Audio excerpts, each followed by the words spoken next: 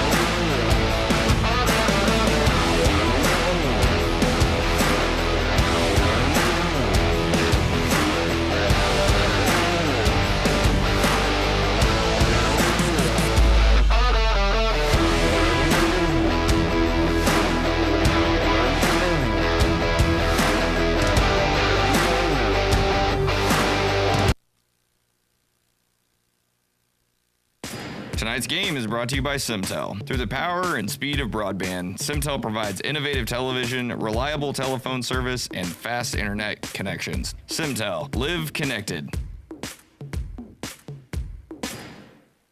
Other wireless companies need 4-page brochures to explain plans that are too complicated and cost way too much. We are not like the others. We are Bravado Wireless. We offer one line of unlimited talk, text, and 4G LTE data for only $40 per month, with no minimum number of lines and no hidden fees. This is your year to be bold, connect fast at the best price. We live where you live, and we are proud to be a part of your community here in Eastern Oklahoma. We are Bravado Wireless, and we believe in the power of connection. Welcome into the Bravado Game of the Week. Seth Campbell alongside Dion Amade. And Dion, it's finally week one. Now, we had some games last week, but hey, everybody is finally playing. Yeah, this is the week where everybody has to play a game no matter what. We saw some scrimmages. We saw some guys play week zero. Some guys go to other states to play, but everybody's in the state now and everybody's playing. Week one football is officially here. And we got a great 3A matchup for you between the Mannford Pirates and the Berryhill Chiefs. We are in Berryhill in Tulsa, Oklahoma. All right, Dion, Berryhill is run by Braden Hendricks, wide receiver. He can do it all.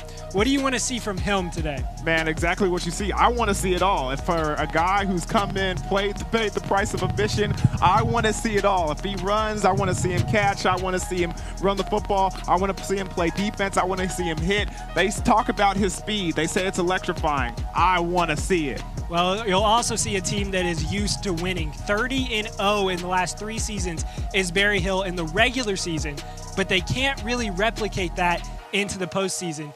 How do you deal with expectations of a team that is returning a lot of starters? Yeah, I got a chance to talk to Coach Harper, and he told me we have had a lot of success in the regular season, and then it comes down to week 11 or week 10, and something happens. An injury takes place, they face some adversity, and they take that into the playoffs, and they just can't overcome for that. They said this year they want to have success in the regular season, but they also want to stay healthy. It's very essential that they stay healthy, and they can further that success along in the playoffs. That's hard to do sometimes at the 3A level because you will have guys playing snaps both ways, and that can wear on you. And especially tonight. I mean, you feel the heat right now. That heat, that weather, that hydration is going to be very important. I mean, we saw it last week on Thursday night. This night on week one is very essential as well. The weather is warm. Players are going to be playing both sides of the football. You got to make sure you stay hydrated throughout the week and throughout the contest. Talk about weather. It was 90 degrees most of the day here in Oklahoma. But let's flip on over to the visitors and the Mannford Pirates. Talk about experience. They have a ton of it. 18 of 22 starters are returning, including every single starter from the offensive side of the ball. Yeah, talked to Coach Tuberville, and I asked him, hey, who are some of your leaders as far as offensively and defensively with this ball club? And he said, the thing about having 18 returning starters is you have a lot of senior leadership. I don't have to ask them to do too much because they know the drill. They know how it's run. They know what I want. So I lean on them, they lean on me, and we get it done. On the offensive side of the ball, they will be led by quarterback Nathan Winters, and the coach Tuberville said, you know, to look out for maybe some RPOs.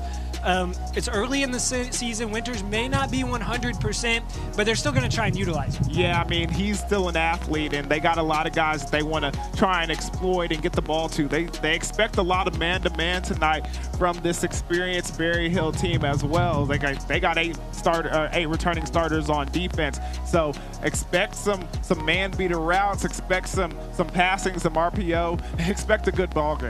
Yeah, the Bravado Game of the Week. Well, we came to a good one here in Tulsa, Oklahoma.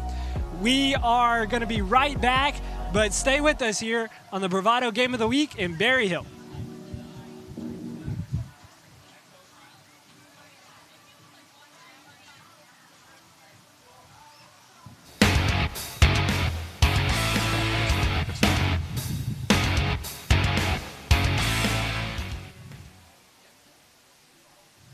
Big wireless companies keep getting bigger and bigger, but their coverage where you live is still small. At Bravado Wireless, we provide the best unlimited talk, text, and data for only $40 a month, right here in Eastern Oklahoma. You deserve to connect fast to your family, friends, and colleagues, wherever they are, with no interruptions and no excuses. Don't buy into big, go bold, go Bravado. Visit bravadowireless.com or visit one of our stores, where we make it easy to join our family. Bravado Wireless. We believe in the power of connection. Tonight's game is brought to you by Simtel. Through the power and speed of broadband, Simtel provides innovative television, reliable telephone service, and fast internet connections. Simtel. Live connected.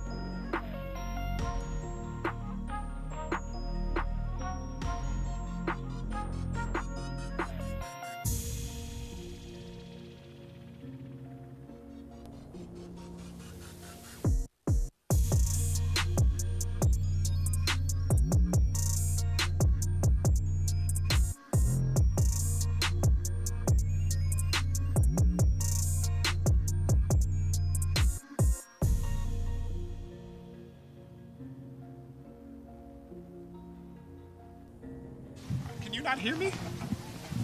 I said, we got this, baby. We got this. Can you hear me? Colby, you're on. Welcome back to Tulsa, Oklahoma. We are here in Berryhill as the Berryhill Chiefs are going to take on the Mannford Pirates, and coin toss happening right now. After that, both teams will run out, and Dion joined alongside Dion Amade. Let's talk about some keys to this game, and we'll start with the home team in Berryhill. Yeah, let's go ahead and start with Berryhill as the coin toss takes place. First key of the ball game is to play smart. They want to make sure, especially since it's early in the season, that they want to play smart, no stupid penalties and no mistakes. Number 2, turnovers. They want to focus on creating some turnovers and also offensively not losing the ball and giving Mannford any extra possessions. And then number 3, like I said before, no mistakes. Go ahead and tell us what that coin toss said there, Seth. Yeah, Mannford won the toss. They elected to receive. And so, Dion, when you got game 1 coming for these teams in week 1, you get the ball first.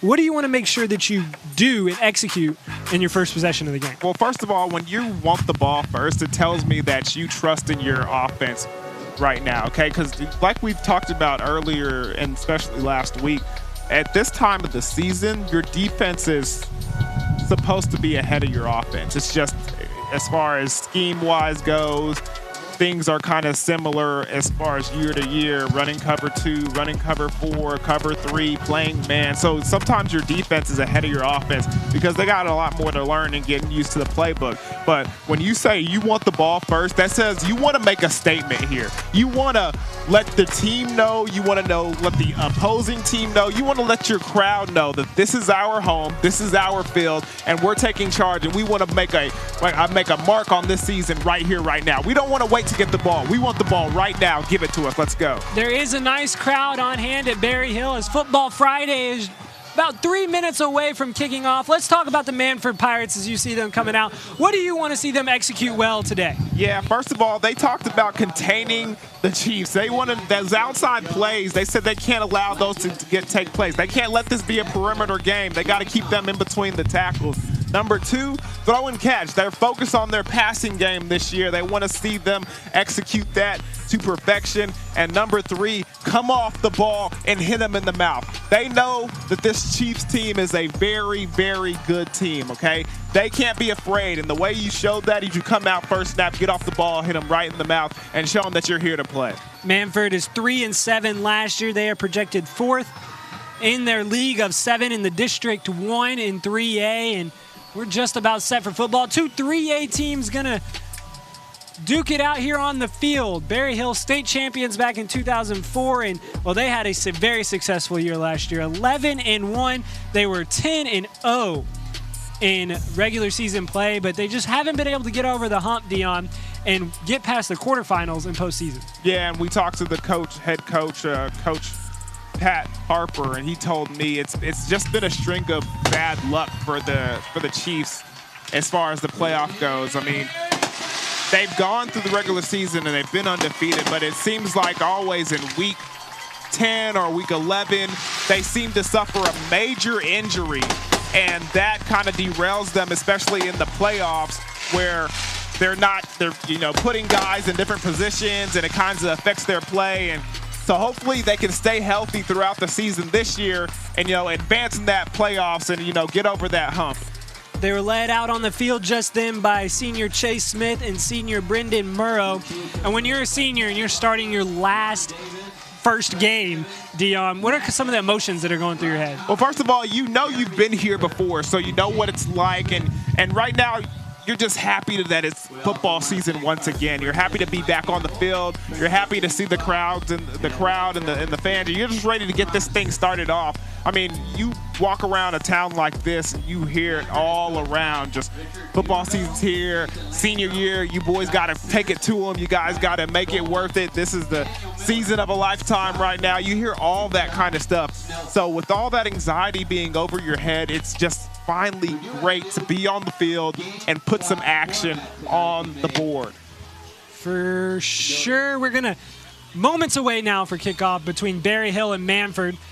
Mannford is going to send out their kicker, Andrew Watson, also a wide receiver and a defensive back. He'll put the tee on the ground. The officials getting their last few words in before the whistle is blown and football season is away. It's almost a sneak peek last week, but it's football season now, Dion. Yeah, it truly is. Like we talked about, 0 week. It's some teams play, some teams don't.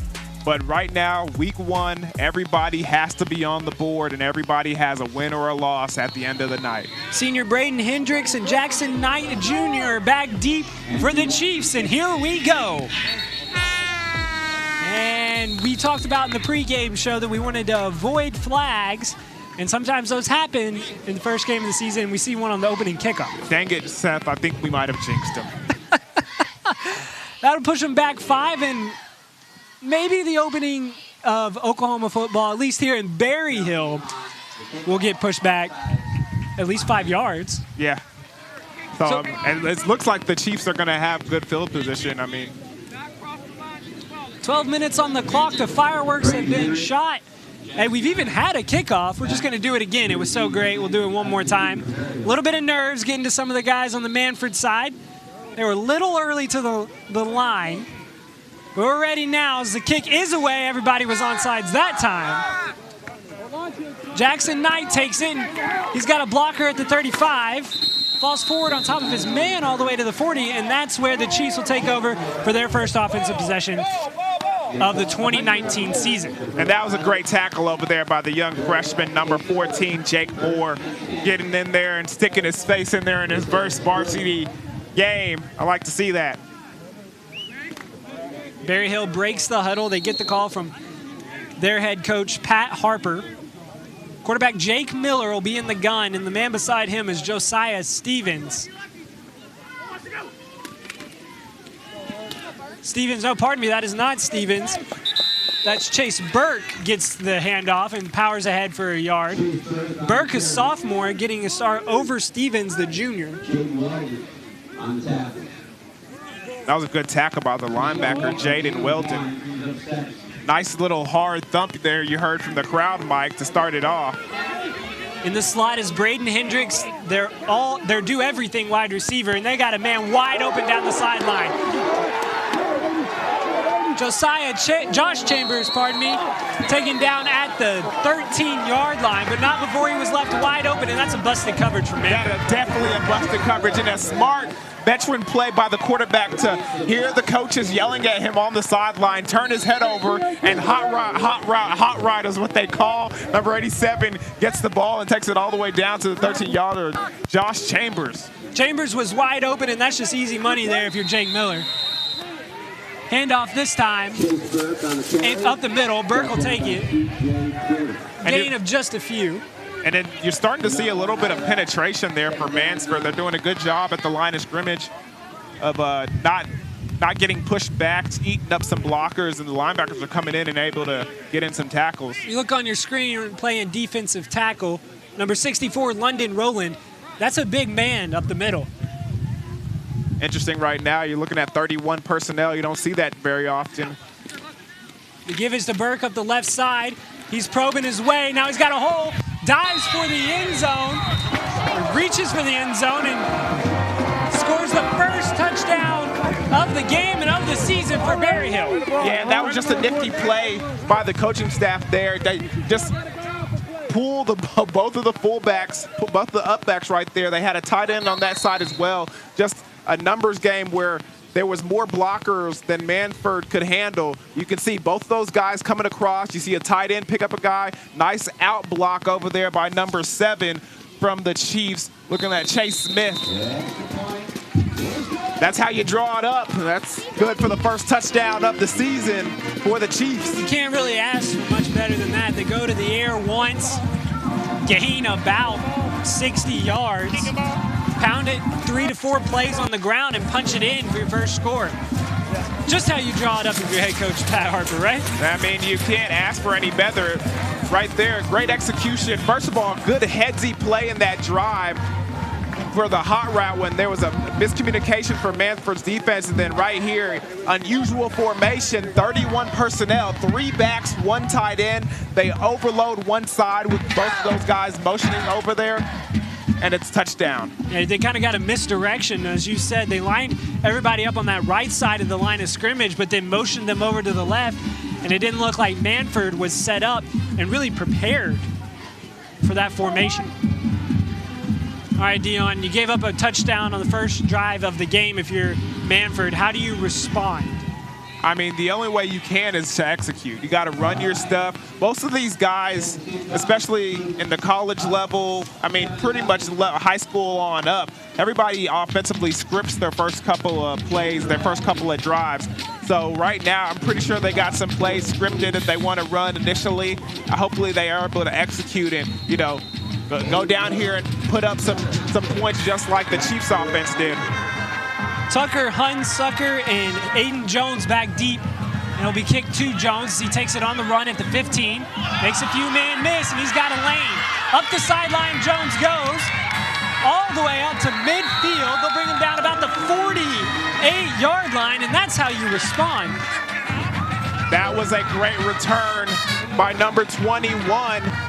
Aiden Jones doing a good job of tiptoeing down the sideline there, finding some blockers, making 2 guys miss over there on the sideline. Great cutback, good vision by him, and then some tough running to bring it all the way down to the, what's that, the 48, 47-yard line? Right around in there. The 5'10", 170-pound senior starting his season off on the right foot.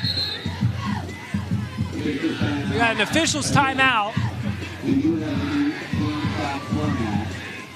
Something to keep an eye on this year, Dion, and we saw this kind of happen in week 0, is the game clock. Oklahoma high school football just switched to a 40-second game clock instead of a 25-second. So when the ball is spotted off of a kickoff, it'll start at 25. But you'll see after this first play, it'll go to 40 seconds, and the continuing running clock has kind of caught some teams off balance. First play is a pass into the slot, but we got a false start. Aiden Jones was looking to make it back-to-back big plays, and he had space on the near side of the field. But a false start on the offensive line will push it back 5, and 2 penalties so far for Mannford. Yeah, that's unusual to see from such a experienced team, especially the first play on offense, to have a false start by your offensive line. The Bravado game of the week. Berryhill gets on the board in their first drive. Mannford looking to answer. They went backwards on the first play after a false start. We'll see what they draw up on first down and long. The give is up the middle and just nothing doing. Great job there by the entire defensive line of Berryhill to bring them down. Yeah, it looked like they tried to run a zone read there. Had the wide receiver motion into a trips formation. They read it, but just doing a good job of penetration by the defensive line. You can tell they were all in the backfield. Jaden Weldon working alongside Aiden Jones in the backfield right now. Winters is trying to direct traffic. He's the quarterback for the Pirates. Doesn't look like the Pirates know exactly what they're doing. Play clock running down. They do get it away. Winters scrambles, is looking for somebody to throw it to. And he will find Jones, who breaks a tackle, and he's got space. 40, 30, one man to beat. Great tackle and a great move by Jones. They're going to throw a flag. Jones put on the brakes. But this one could be coming back. We could have a block in the back, Dion. No, it's not a block in the back. They're taking away the blindside hit from the game. You got to remember, and you got to coach the kids up. That's a touchdown. That's an excellent run. And back in the day, that's a great block. But this day and age of high school football, you cannot blindside hit anymore. And right there, you just have to do a basketball, screen, shield the defender away, and allow your running to get away. You can't blindside block anymore. And we just talked about the play clock being a new issue in high school football. Blocking a blindside block is also a new rule. You cannot do that. It's something these coaches have to teach to these players. You cannot blindside block. That a great play by Mannford is taken away, and the touchdown is taken off the board. And I'm just saying, back in the day, that would have been a great block. That would have been one we were viewing on tape. But this day and age, you can't do it. Trying to protect the players. Jones put on the brakes, and it made everybody stop, including me. The give this time is to Weldon. He'll take it forward for a gain of 4, but if you're the Pirates, you've got to get Jones the ball more because that was an explosive play. It looked like it was going to be a sack. It looked like it was going to be a sack. It looked like he was just throwing the ball in the area so he didn't have intentional grounding. Jones had other plans with the ball. Aiden Jones shown his explosive play ability early in the game for Mannford. Winters in the gun. RPO that time is give to Weldon, and Weldon's dropped in the backfield. You said right before the game, Dion, that Mannford is going to try the RPO, and you've seen them run it twice right there with not a whole lot of success. Yeah, and it's interesting because Nathan Winters right there, I was reading, because right here on an RPO, you're supposed to read the defensive end, okay? I read the defensive end along with him. I thought he should have pulled that ball right there. Maybe a little indecisiveness right now from Winters. Winters rolls to his right. They're looking sideline, out of the reach of the intended receiver, Tucker Hunsucker.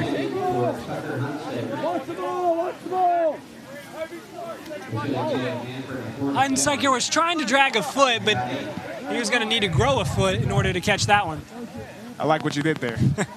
Nathan Winters, the senior quarterback, 6'2", 185 pounds for Mannford, and he's going to have to deal with 4th down and about 7. Going to be interesting to see what they do here. They're in no man's land, too close to punt, but too far away to kick a field goal. He's looking over the middle of the field. He's got space down the left side. He's going to tuck it and run. 1st down for Winters, plus more. And he's not afraid to take a hit at the end of that one as he lowers the shoulder and gains an extra yard. Yeah, and honestly, though, that's a hit you do not want to see your quarterback take. He has to just go out of bounds in that play, and you can see he's a little gingered as he comes back onto the field. Look at this play right here. Goes up the field, lowers his shoulder. If you're head coach of the Mannford Pirates, Richard Tuberville, you don't want to see that. As we got an injured player, and you see on your screen right now, that is something, if you're the Pirates, that you really don't want to see. That's Aiden Jones down. And I'd like to see a replay of what just happened because you can see the coaching staff talking to the referee. Jones punches the ground as he gets up. He'll walk off on his own power. That's a good sign if you're the Pirates. Hope to see him back in the game. An explosive playmaker like that could make this one an entertaining contest. And I'm very curious to see what the coaches were talking to the referees about it because the play was on the other side of the field, so we didn't get to see what happened over here. I'm kind of curious to see if he took a hit or, you know, somebody pulled his face mask or some kind of action that the referees didn't catch took place, and that's what the coaches were talking to the refs about while they're on the field there. You got to see the experience, though, of the senior quarterback, Winters. He was flushed for a little bit, was looking downfield. He always kept his eyes downfield, and then he finally took off and was able to gain the 1st down. Yeah, and I love the way he stepped up into the pocket. He was really doing a good job surveying, going through his options. It's good to see that he took that hit, though, and is able to stay on the field. Play clock rolling. It's at 15. Game clock around 6:30. Winters finally gets the call from the sideline. 8 seconds to go on the play clock. Man in motion. They fake it to him, give it up the middle. That time's Weldon. He breaks a tackle and will fall forward. Now that's kind of the misdirection and the hold that you want if you're Mannford and Weldon. Yeah, that was a nice nifty play right there by Mannford. Fake reverse with the zone. It's going to make it 2nd and 2 for the Pirates. Weldon, the running back, he's not going to blow you away by any means with his speed, but he's a stocky guy. And an adjective that, you know, you might use for him is durable as well.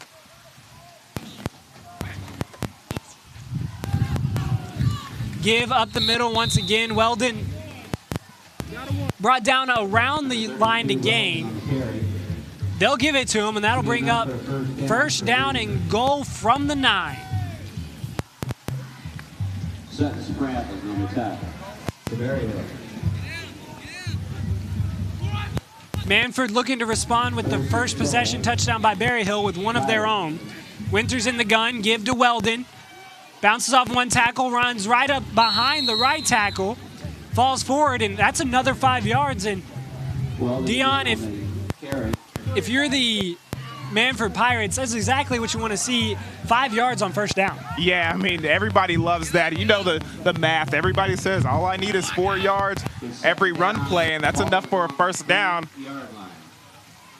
3 yards to go before Mannford punches this one in, and who else is going to get it but Weldon. You find some traffic, though, along the middle of the field this time. Will not be able to punch it in. We'll call it a gain of 1, and that'll bring up 3rd down and 1. And this has been a good drive for Mannford, just methodically moving the ball down the field. And it's a good job of them to stay focused. They had a great play. As here's we're going to try a quarterback sneak with Winters. And it's good. It looked like Winters had got it because he kind of just stood up in the end zone and wasn't really turning his legs. But there was no whistle. Yeah, and I think they might have got away with a little false start there. I did see somebody move along the offensive line. Apparently it wasn't enough for the refs to draw a flag, and looks like they're gonna roll out the old swinging gate. Check out the replay, quarterback sneak. Yeah, Winters looked like he was in there. Took an extra shot. They were in the swinging gate formation. Now they bring it back into field goal formation. Andrew Watson kicks it up and in, and after one possession for each team, we got a tie ball game, Dion. Yeah, good drives offensively by both teams. Way to do your thing. There were some penalties on both sides, but able to, overcome them and get inside the end zone. Winters punches it in, but the two stars of that drive were Aiden Jones and Nathan Winters. Winters, the running back, able to really take over the last part of that possession, while Jones was able to take the Pirates from the opposite end of the field all the way to Berryhill territory.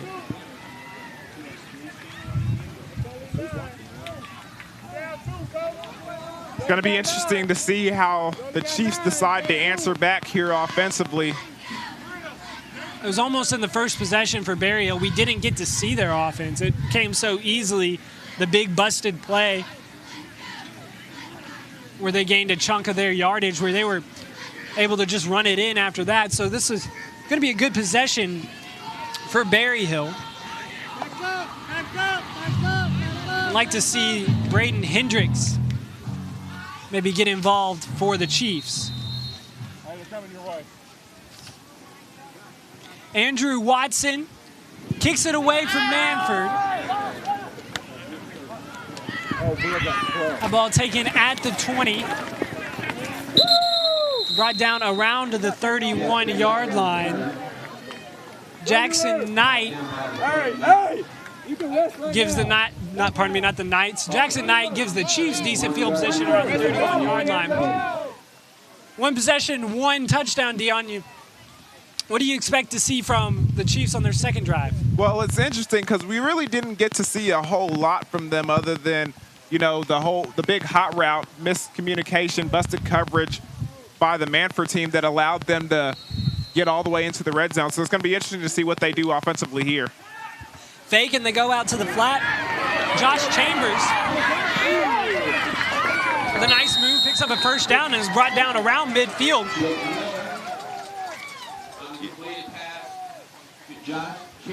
Chambers looked like you had a few yards, but then squirted through for a first down, and the Chiefs staying ahead of the chains. Yeah, nice little bootleg right there.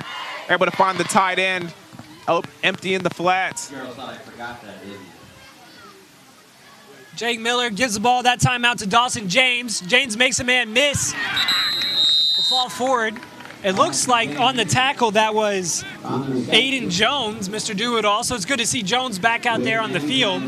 Yeah, he did a good job of containing from his cornerback position. He stopped a little bit in the middle of the play there, but he thought, thinking that the ball carrier was down, that he went over there and helped to bring him down as well once he realized that was not the case. Hendricks to the near side of the screen, but they'll give it to their running back, Chase Burke. No, pardon me, that's a new running back. Jackson Knight will get involved, and that's the third running back we've seen today. pickup of 5. You now have 3rd and 3. Nida Jr. listed as a wide receiver, but he's in the backfield for today's game. 3rd down, about 3 yards. They give it to Knight. He tries to bounce it outside. Now puts his foot in the ground. He needs to get vertical, and he won't do it, and he'll bring up 4th down.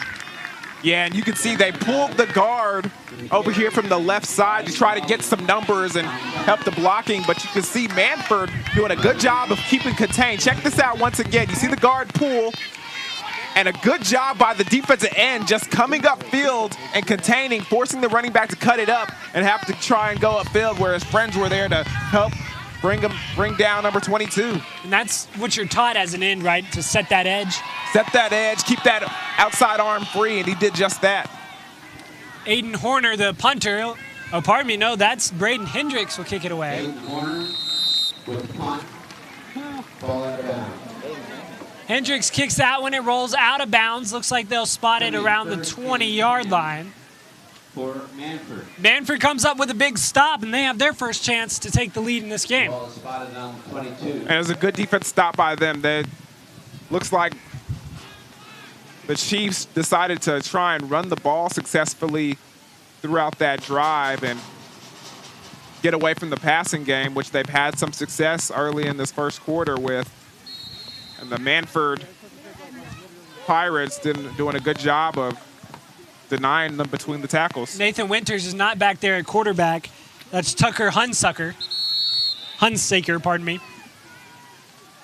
Hunsaker gives that time to the running back, Jaden Weldon. Carry brought down by Chase Smith. Weldon falls behind the line of scrimmage. That'll bring down up 2nd down and 12. 2nd and 12. Yeah, I don't see Winters over there on the sideline either. Wonder what's the case there. Right now, Tucker Hunsaker in the game, and Berryhill taking advantage. A host of Chiefs bring down Hunsaker, and that'll bring up 3rd down and very long. Yeah, trying to execute the zone read right there. Puts the ball in the belly of the running back, pulls it, but just too much penetration in the backfield for number 57, Nico Lopez. Nico Lopez with the tackle. Hunsaker not having much success on his first possession under center. He's going to throw it for the first time. Look at the flat, and he throws it behind the intended target, Remington Payne. Payne had some space out here to the near side, but you can tell that Hunsaker and the entire Mannford offense just aren't comfortable with Hunsaker in the backfield. Nah, and he doesn't look comfortable himself.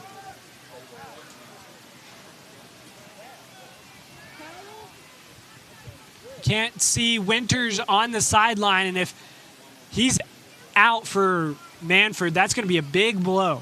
Yeah. Braden Hendricks back for the punt. Punts away. It's a sidewinder that'll get away from Braden Hendricks. Watch out. This is where he's dangerous.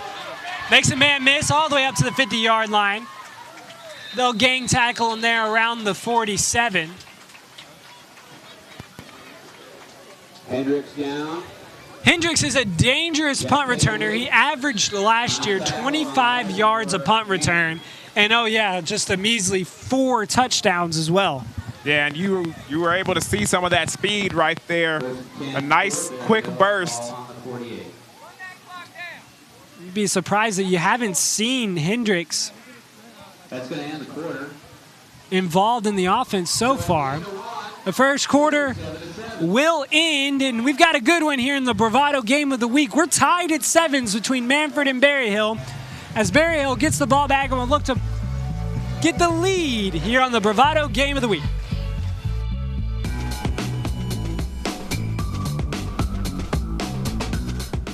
Hi, we're Bravado Wireless.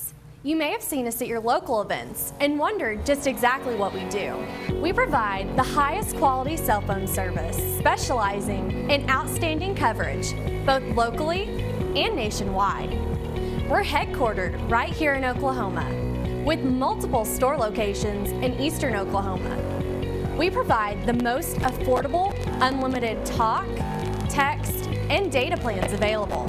For a limited time, our unlimited plan is only $40 a month, and you can receive a free LG K30. Make sure you stop in now and enjoy our other amazing summer deals before they end. Visit Bravado Wireless store locations for all other details, or go to bravadowireless.com for more information. We are Bravado Wireless, and we believe in the power of connection.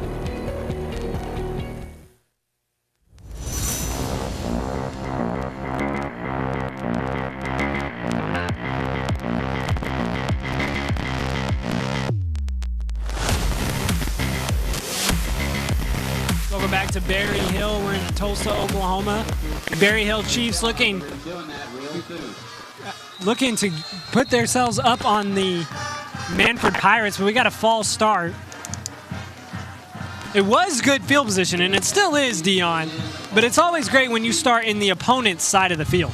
Yeah, that's very, very true, especially when you have a great returner like number 9, Mr. Hendricks is.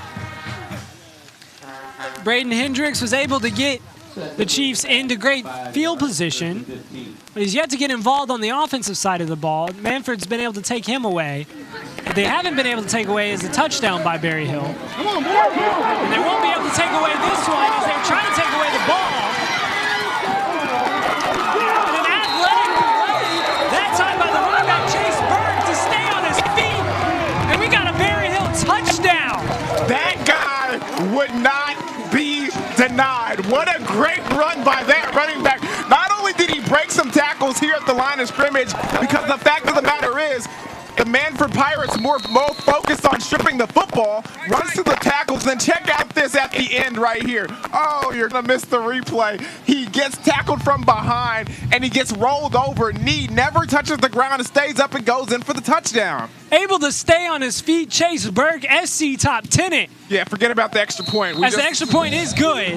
Forget about the extra point. Show the replay, because that was fantastic. I mean, somebody needs to send that to SportsCenter. Chase Berg flipped, but couldn't be denied from the end zone. And the Chiefs take a 14-7 lead.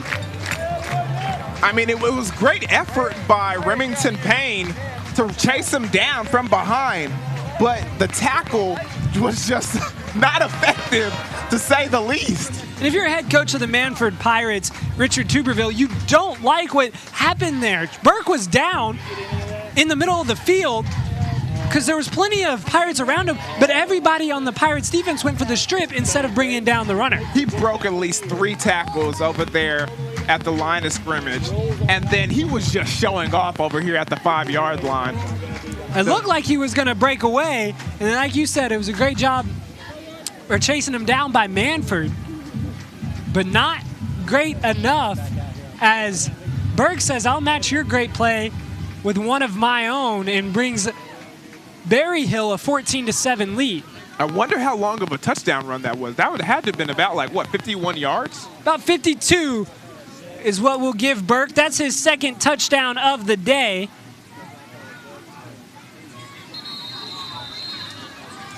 Mannford's going to have to respond without Winters right now as they kick it away to the replacement quarterback, Tucker Hunsaker. Hunsaker likes to go out of bounds. That'll draw a flag, and the ball will be placed at the 35-yard line.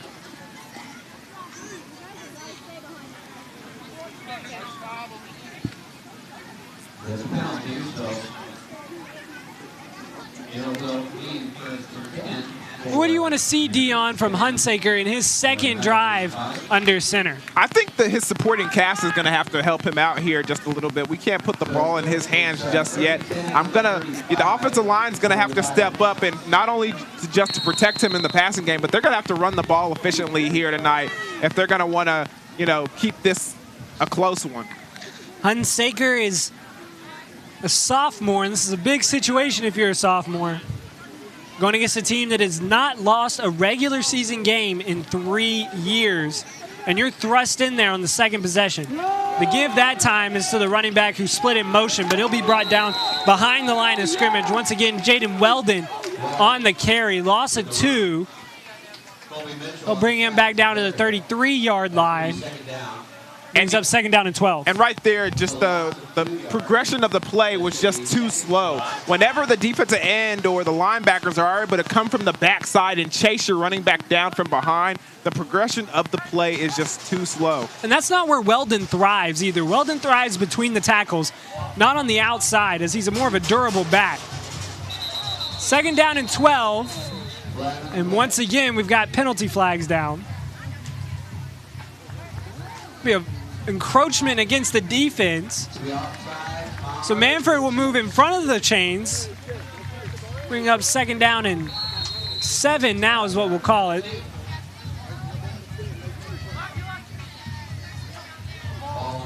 Hunsaker in the gun, 2 backs to his right. Fake is to Weldon, then he's gonna go to the air, and it is nowhere near Aiden Jones, and Hunsaker just doesn't look comfortable throwing the ball. Intended for Aiden Jones. 3rd down. Yeah, and I still don't see number 12, Nathan Winters.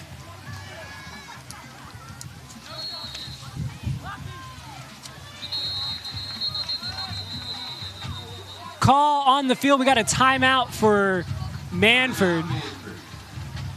The play clock was running down, and they didn't really see like they had the call, and Hunsaker doesn't look comfortable back there. And we'll be right back as you stay comfortable. We'll be right back with this game as Berryhill leads Mannford 14-7 here on the Bravado Game of the Week.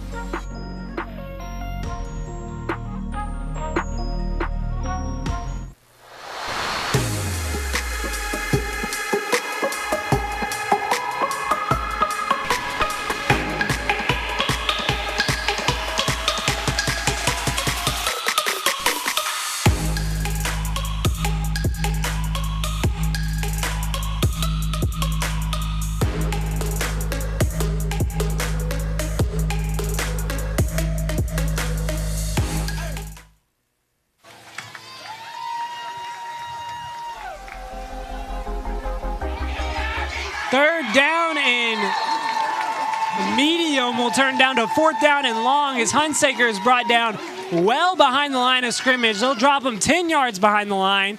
Brings up 4th down, and Mannford is going to have to punt. Yeah, and honestly, if I was this Mannford offense, I would think about breaking out the old Wildcat that next time that they just touch the football. You know a little bit about the Wildcat. Yeah, the Wildcat is going to be something that you got to do something different. Hunsaker doesn't look comfortable. Andrew Watson. Hunsaker doesn't look comfortable in the backfield.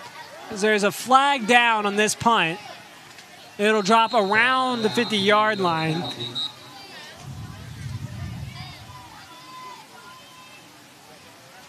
(14-7) the score. 10:16 left to go in the 2nd quarter. And we're gonna take a break a moment right now to talk to you that Bravado Wireless is your home source for all of your wireless needs. With unlimited talk, text, and data for as low as $40 a month. For limited qualifying customers can receive a free Samsung S10e by making the switch to your hometown carrier. Restrictions apply. See stores for details.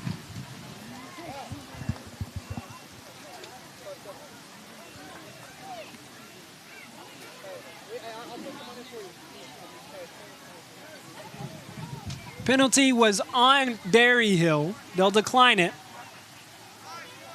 So they'll play it where it was spotted. Oh, Mannford, pardon me. Yeah, that's right. It would be on Mannford, Dion, because Berryhill was declining it.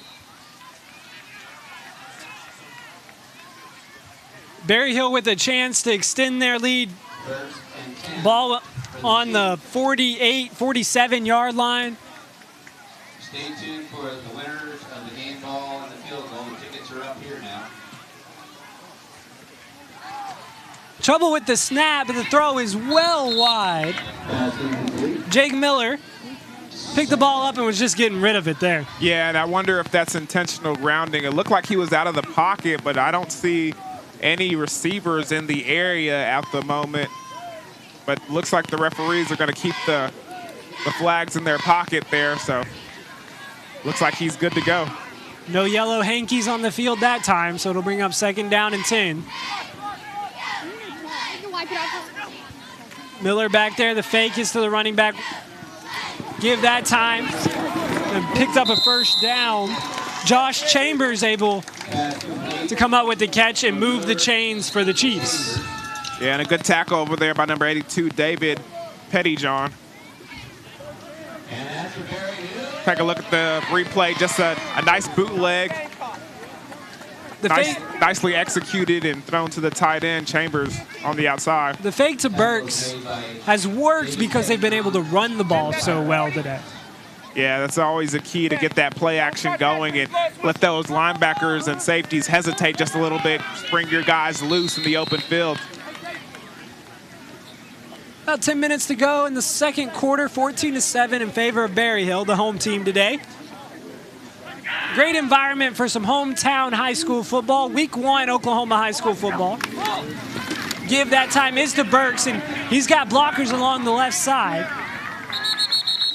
He'll pick up about 4. A good job that time by Mannford of setting the edge and forcing Burks back inside. Yeah, and this Mannford team does a good job of gang tackling the running backs. When they get, 3 or 4 guys on the ball carrier, it's a successful defensive down for them. The Mannford defense has been on the field quite often this first half. They have come up with 1 stop. They've given up 2 touchdowns. Burke, the runner this time, hit at the line of scrimmage. And he'll be dropped. I think they'll give him back to the line of scrimmage, but great penetration there by both defensive tackles for the Pirates. Yeah, they're doing an excellent job of keeping the offensive linemen off the linebackers and also doing a good job of penetrating and getting themselves in the middle there in the mix and making some tackles. Brings up 3rd down. We'll call it 7.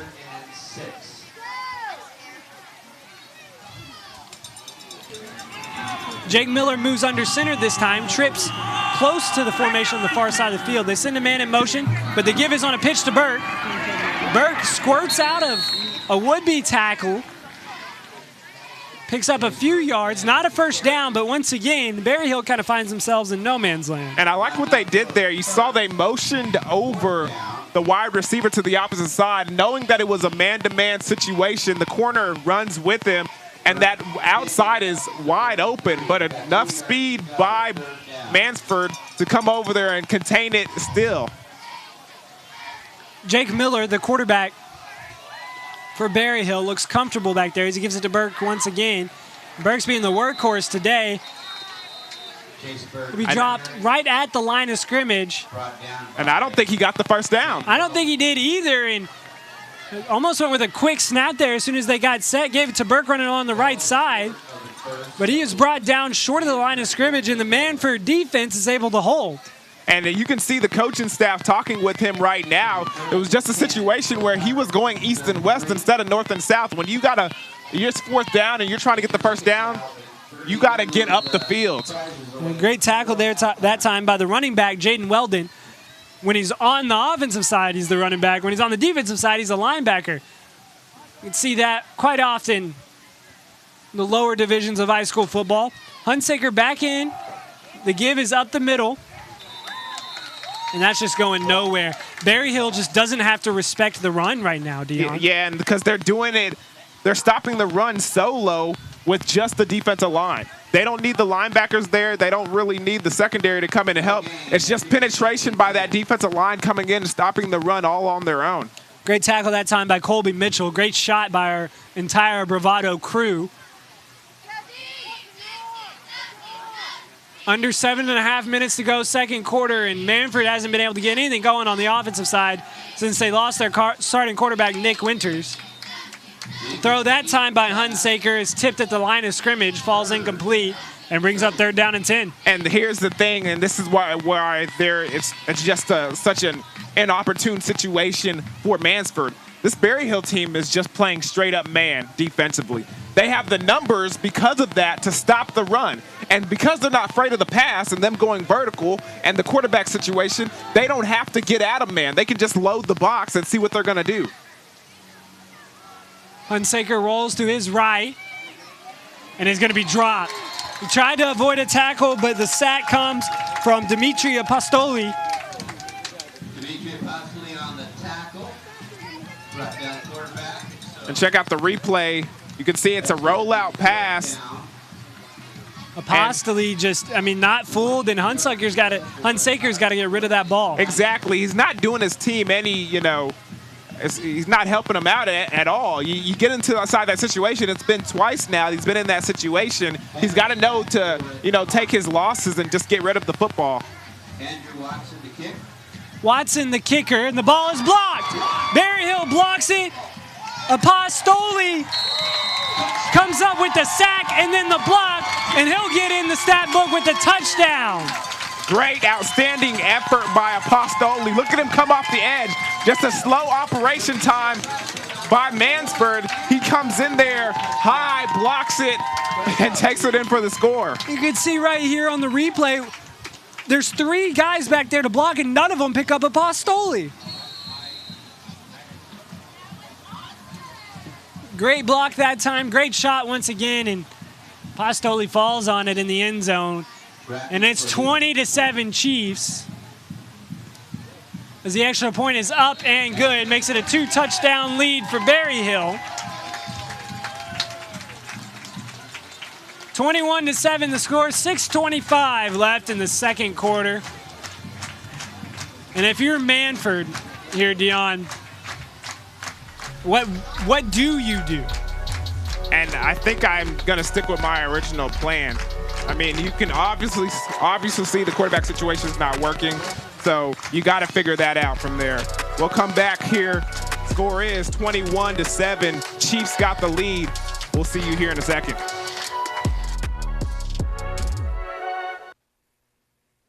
Double dipping that spicy guac? That's a bold move. Dipping into the ultimate discount on your unlimited wireless plan?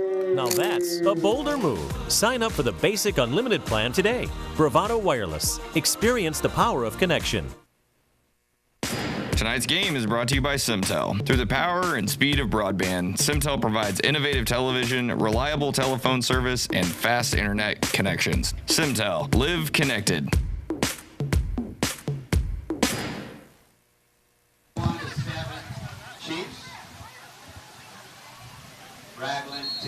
Berryhill with the 21-7 lead over Mannford as Mannford's about to get the ball back. Kick is away and towards Hunsaker, but it falls out of bounds once again. Berryhill hasn't been mediocre. I wouldn't want to say mediocre, lackluster in any situation except for really the kickoff game so far, Dion. Yeah, I mean, they've kind of dominated on every phase of the ball except a little bit of questionable situations here on special teams. Yeah, special teams kicking off, but their special teams have been special. On the defensive side, the block punt turns into a touchdown for Dimitri Apostoli. 21-7 in favor of Berryhill. Mannford scored on their opening drive of the game, but their starting quarterback, Nathan Winters, went out of the game. And it's been up to Tucker Hunsaker since then, and Hunsaker's not been able to leave the Pirates on a drive. They'll be in the shotgun this time. Let's see what they have drawn up.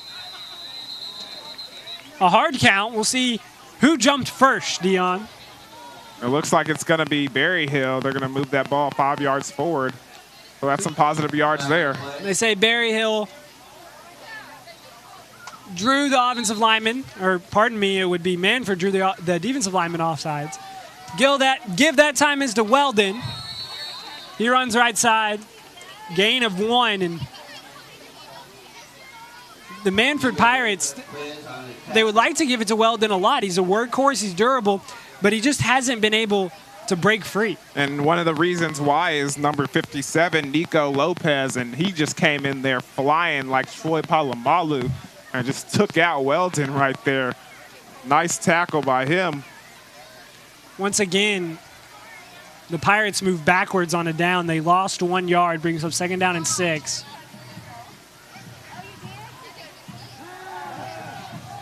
Pass that time to Hunsaker, and he gets a completion to Aiden Jones. First completion of the game for Hunsaker. He finds Jones, and that's the man you need to get the ball to. Yeah, and luckily enough, for the Mannford Pirates. The referee gives them that forward progress that they needed to make that first down.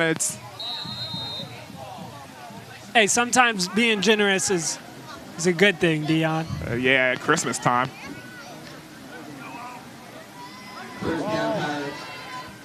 Ball on the 46-yard line.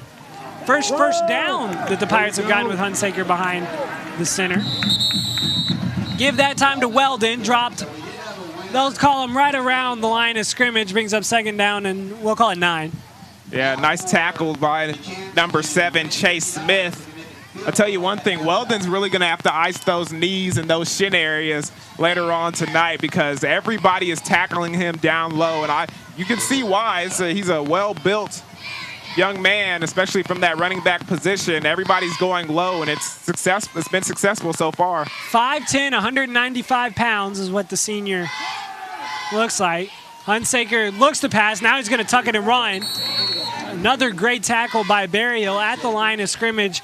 That time it was Grant Yates drops Hunsaker, and it'll bring up third down once again for the Pirates. Yeah, normally when a quarterback scrambles, he doesn't go back into, the danger zone, which we call between the tackles. Right.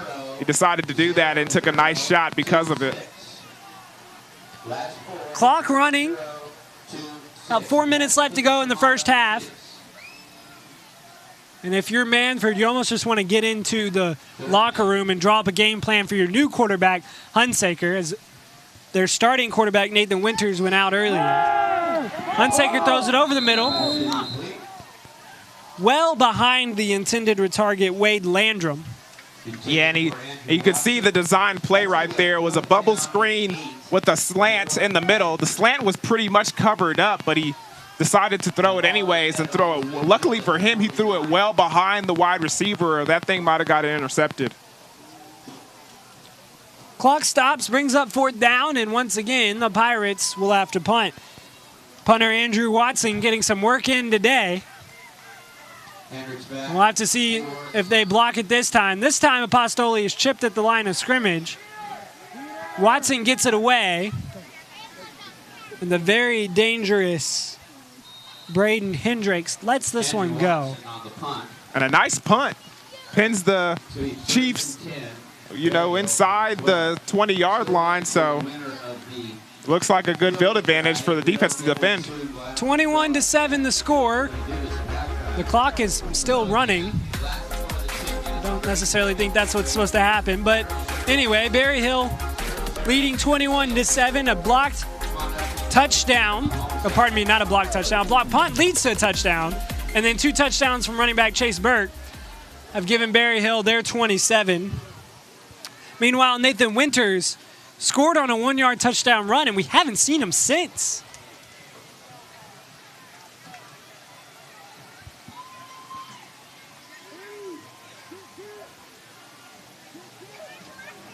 Now we're going to correct the clock. They just realized that the clock had been running this entire time since the kick. It was about a minute of game clock had gone off of the clock, so we'll have to see where the head official wants to reset this to.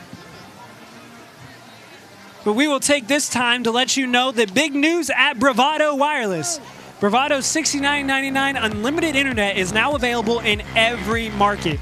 That means that our fans in Hugo, Idabel, Valiant, and Antlers can stream Bravado TV to their heart's desire. Interested in unleashing the power of unlimited internet? Call your local store at 866-500-8488. You're streaming anything good lately, Dion? You wouldn't want to know. Hey, the streaming comes in handy, though, especially with college football season coming along. Truly. Hey, man, that thing is a lifesaver right there, especially when we're out here doing these games. Exactly. Able to get it anywhere you want. Idabel, Valiant, Antlers, Hugo. The Bravado game of the week, 21-7 in favor of Berryhill. We got the clock situation figured out now. We're going to put it at 3:30. We got a deep ball. That one First ball that has been intended for Braden Hendricks all game. His ball's just a little bit short and wide of him, but the Berryhill's been able to run up a 14-point lead without even getting Hendricks involved. And I'm thinking, I figured out the reason why Hendrick hasn't been able to touch the ball. It's because number 21, Aiden Jones, is covering him the whole time on the field, and he's blanketing him. He looks like, because they're in man-to-man coverage as well, Aiden Jones looks like he has the speed to keep up with Hendricks over there. So that's a good matchup to look at the top of your screen. Smith rolls to his right. Throw out of the reach of the intended receiver, Dawson James. Pardon me, I said Smith. It was Jake Miller. Yeah, and you can see Jake Miller with his hands up in the air after that throw. He still got him up. Looking at number 5, Dawson James, and he's saying, hey, why did you stop running? It looked like the wide receiver stopped running in the middle of the route, and when he threw the ball, he just seemed like it was an overthrown pass, but not the case on this side of the field. Jake Miller gets the call. Play clock at about 15. He rolls to his right once again. Looking deep. He's got a man. That time complete to Brendan Morrow. Morrow taken down just short of the 30-yard line. But that will move the chains, and Berryhill will get a new set of downs. Yeah, and just a good job by number 2, Brendan Morrow, to break off the route. It looked like a go route right there, and then he decided to break it off and sit in that pocket right there, give the quarterback a nice little safe throw to get the first down. Miller was being pressured, was able to get it away, advances the chains. This time they give to Burke, running left side, right down the middle of the field, gain of about 4, and that just looks too easy if you're Berryhill. Yeah, for Berryhill. And that was a great tackle by number 33, Zach Passetley. Does a good job. He got a puller coming out in front of him, and he does that old cut him down technique where he not only does he cut down the blocker, he cuts down the runner as well. I used to use that technique back in the day when some big old linemen would come try to block me. Dion Amade, former safety for the Oklahoma State Cowboys, giving us the insight today. Pitch that time is to Hendricks. They're trying to find any way to get him involved, but that time a great tackle by David Pettyjohn wraps up Hendricks. He does gain a few, but really Hendricks hadn't been able to get into space. Yeah, and that was a great job by number 2, Wade Lindrum for Mannford. He comes across and, keeps contained, forcing Hendricks to cut up the field and allowing some of his teammates to come by and make the tackle. Nice little jet sweep play. I wouldn't be surprised if we saw that again. Movement at the line of scrimmage, and that one looks like it's going to be against Mannford, and that's shooting yourself in the foot. Yeah, you cannot do that on 3rd down, especially when it's like 3rd and 3. Going to automatically give them a first down here. Going to make sure that it is against Mannford and that an offensive lineman didn't jump and pull the defensive lineman off sides.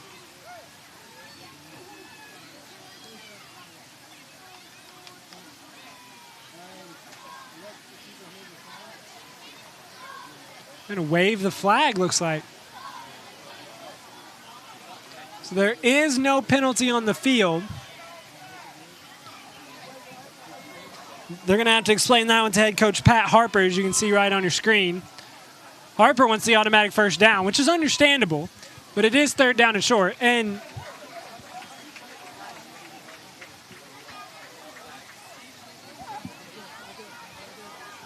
so it looks like it is going to be encroachment on the defense, and that will be, offsides, and it will be a first down.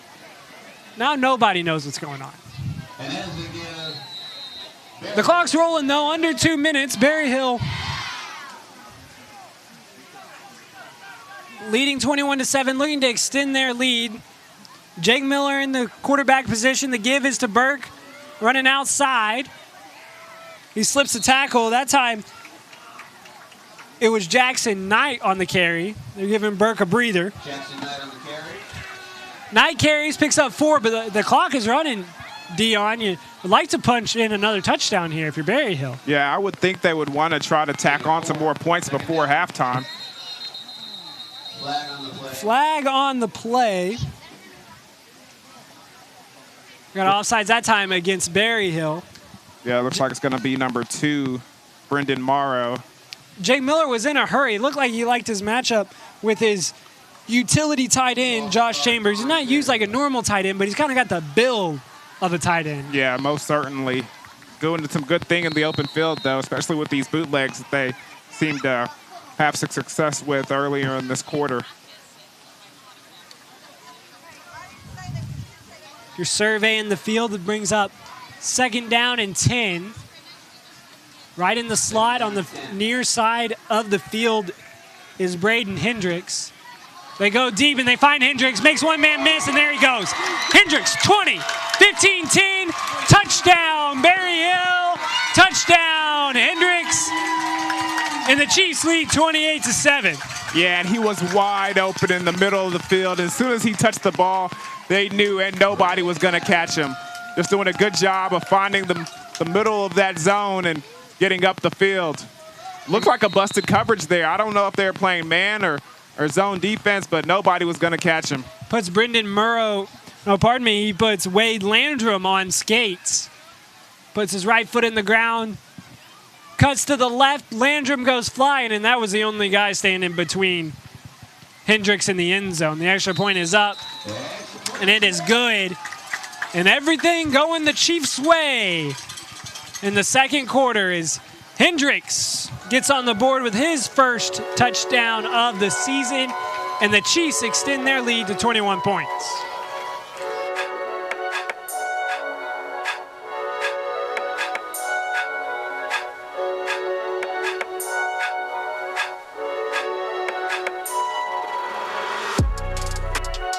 Big wireless companies keep getting bigger and bigger, but their coverage where you live is still small. At Bravado Wireless, we provide the best unlimited talk, text, and data for only $40 a month, right here in Eastern Oklahoma.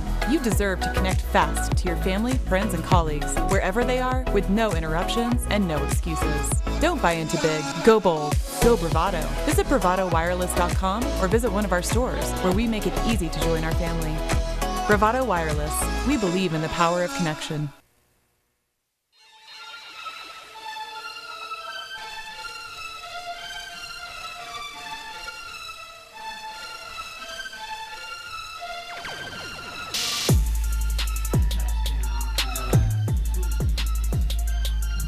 Braden Hendricks makes this a 28-7 Berryhill lead, and with 1:05 left in the second quarter, Mannford without their starting quarterback right now.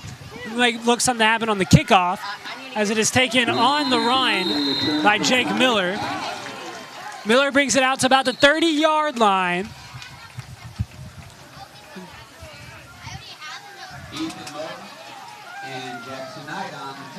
About a minute left here, Dion. Do you just kneel it out and take it into the locker room? I think you're going to have to. I mean, your situation right now is that you don't have your starting quarterback. You can't string together some things on offense. I would take a knee and just take it into halftime and see what you can do as far as in the locker room to figure some things out. Berryhill will use, Mannford will use a timeout. I guess you can't take them into the locker room, but if your plan was to go into the locker room, you wouldn't assume they'd be taking a timeout. And we're going to take a timeout here on the Bravado Game of the Week. Mannford trailing Berryhill 28-7 in Tulsa.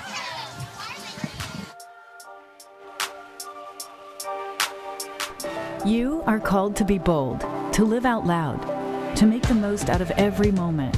You share these moments with your friends and family, side by side, across town and across the world. We are Bravado Wireless. We believe in the power of connection, coverage, speed, service, the latest technology.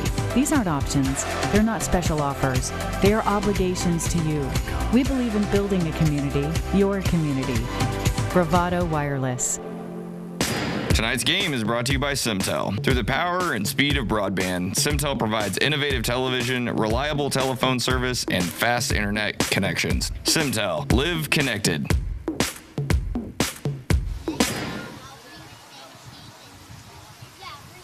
First down and 10, ball on the 30-yard line. We got a reverse for Mannford, but everybody is staying home for Berryhill. There's a nice broken tackle, though, that time by Aiden Jones. They're trying any way they can to get Jones the ball, as he grabs the back of his leg on the end of that run.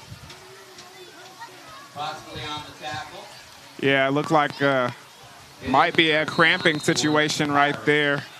They didn't fool anybody on that reverse there. It was just the athletic ability of Aiden Jones to get up the field and pick up the first down. Hunsaker trying to run the 2-minute offense with under a minute to go. Clock rolling. He rolls to his left, ball in the air, caught that time by Zach Paisley. Posley. Reception. He gets maybe a yard, and Mannford's going to call a timeout. 21 seconds to go in the half. We don't have a winner for the field. Under 30 seconds to go, second quarter.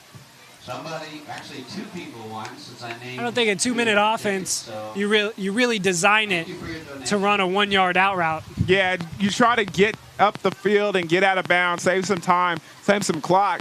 Right now, a 5-yard out was kind of in the middle of the field, so I don't know if the team just didn't execute it properly, or Berryhill did a good job of keeping them off the sideline. It's going to be interesting to see what they go to from here with only 21 seconds left in the game. I mean, from what we could see, it doesn't seem like the quarterback Hunsaker has the arm to make a pass from here. So it's going to be interesting to see what they do. I mean, they're going to plan something. That's the reason why they called the timeout. We just don't know what yet. They did call the timeout. They got to have something up their sleeve. They want to stay in this game. It's slipping away as they're trailing 21 points. The Purple Pirates from Mannford trying to get set up. Ball on the 45-yard line. Left hash. 3 down linemen for Berryhill as they shift back now. Hunsaker's coming out of timeout with his hands in the air. Play clock rolls all the way down, and we're going to have a delay of game. Coming out of a timeout, delay of game is the one thing that you just can't have. Yeah, and that's the stuff that just eats up at offensive coordinators and head coaches. A timeout, 2 straight timeouts is just something that you cannot have. Richard Tuberville, head coach of Mannford, is going to be frustrated with this result as he comes out of a timeout, and Hunsaker's just got his hands in the air, palms facing the sky. Hunsaker gets it, and it's hit by the running back that was going across in front of Hunsaker, knocks the ball down. And, you kind of think that might happen at times, but I don't know if I've ever actually seen it happen, Dion. Yeah, because normally they hike the ball when the wide receiver is, kind of past the tackle. This time he hikes the ball at the perfect time of when the wide receiver is coming in motion. But that's going to end the first half play. Yeah, the clock hits double zeros mercilessly if you're the Mannford Pirates. They'll go into the locker room and try and regroup here. Starting quarterback Nathan Winters hasn't been seen since the first drive after he punched it in and answered a touchdown and brought the game to 7-7, but it's been 21 unanswered points for Berryhill, and the star of the game for them has been their running back, Chase Burke. Yeah, he's done some extraordinary things, running between the tackles, breaking some tackles, breaking some extraordinary tackles, and it's going to be interesting to see what they put together here in the second half. Well, 28-7 the score as we go to halftime here on the Bravado Wireless Game of the Week from Berryhill as the Chiefs lead 28-7.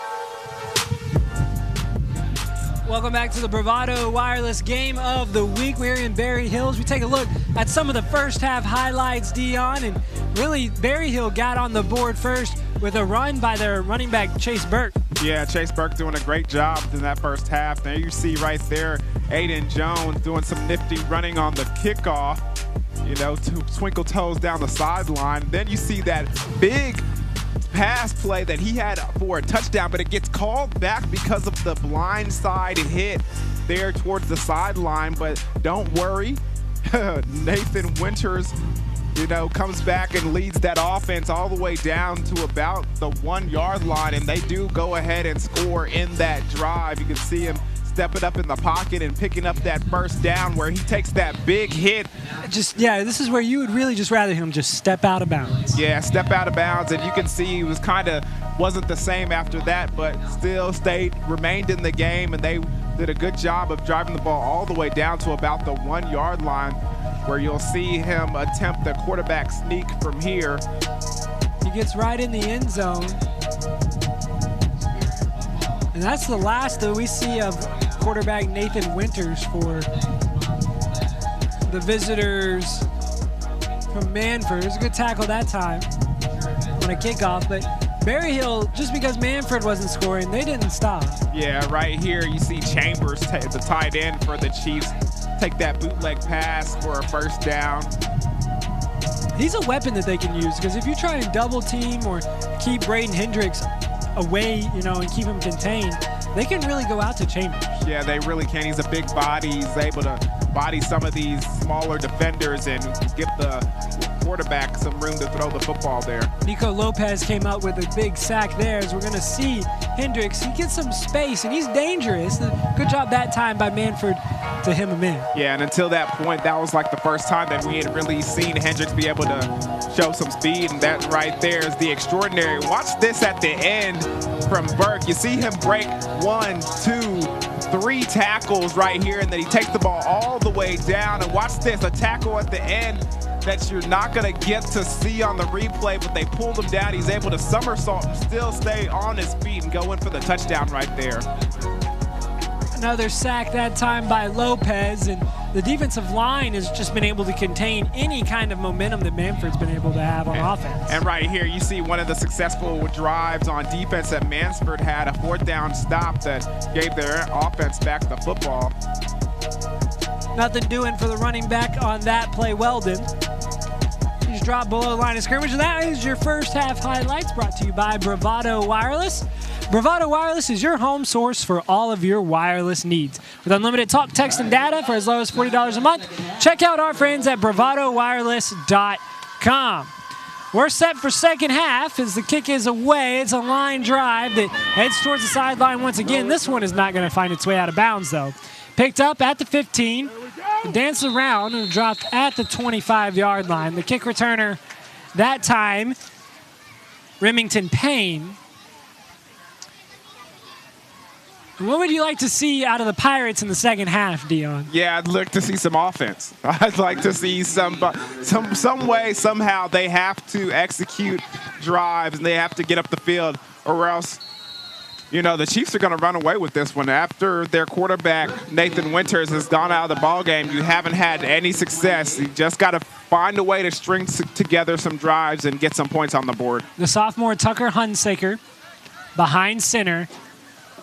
You just got to do something to get him comfortable as well. They pitch it out wide, a one-handed grab that time by Jones, and the ball just looks like it belongs in his hands. It really does, and I was just about to mention that. The ball has to find a home in the belly of Aiden Jones if these Pirates are going to want to get back into the ball game. He's going to need to have an extraordinary second half. And you got to find out a way, if you're head coach Tuberville, for the Pirates, you just got to find a way to get him like that on a jet sweep. Get him out into space, because not necessarily the wide receiver position just isn't working for Hunsaker. As the handoff is given up the middle, and Weldon bounces around. It's blown dead as he's pushed back. Yeah, and running between the tackles isn't working either. Seems like every time they go between the tackles, it seems like number 57 is finding a way to toss somebody behind him. Is that be a good idea here, Dion? Is, you know, between the tackles is being hemmed in by Berryhill. just to get it to Jones on a screen or something. They got to start attacking the perimeter so they can loosen up those linebackers right here, okay? You know, screen passes, bubble screens, outside pitches, jet sweeps. They have to start attacking the perimeter. And you can see the way this team is built, especially with the running back. They want to attack between the tackles, but it's not getting it done tonight. Wade Landrum in motion, and it's going to force the quarterback, Hunsaker, to just fall on it. And you had third down and very manageable, but just a mistake brings up fourth down. You're going to have to punt it away once again. Yeah, and this just goes to show that it's very important that you have a very capable backup quarterback. I know a lot of coaches get wrapped up in getting reps for your first team offense because it's limited reps, so you got to get the guy that's going to be playing those snaps ready for the game. But it's very important that you have a capable backup. Slow snap, gets back there just in time as the punt is away. Picked up that time by Hendricks. He's dangerous on the punt return. They're going to blow it dead. I mean, Hendricks wasn't brought down, though, so the whistle was blown on the far side of the field. But it shouldn't be blown because Hendricks wasn't down. And he's the referee's looking at Hendricks, looking at him, asking him, why did you stop running? That's a inadvertent whistle. The flag was thrown, but it also looked like the whistle was blown. Hendricks shouldn't have stopped running, and we're going to have to see what happens here. Yeah, this is a tough situation if you're one of the referees on that field right now. They're going to have to try and explain this, and they might have to redo the down. It looks like that might be what they're going to go ahead and do as the punt return team, and Hendrick is heading back there. The Zebras gather. And right about here, if you're on the replay, a whistle's being blown and everybody stops. But as you see, Hendricks was never down. So that's what they're going to do, is they're going to make him re-kick it. Brings up 4th down and 9 once again. We're going to re-kick. Got to be careful, though, on these punts. One's already been blocked and returned for a touchdown. That snap last time was looping and took a while to get back there. It's another high snap. Fielded by Watson. He does get it away, but it is going to take a fortuitous bounce.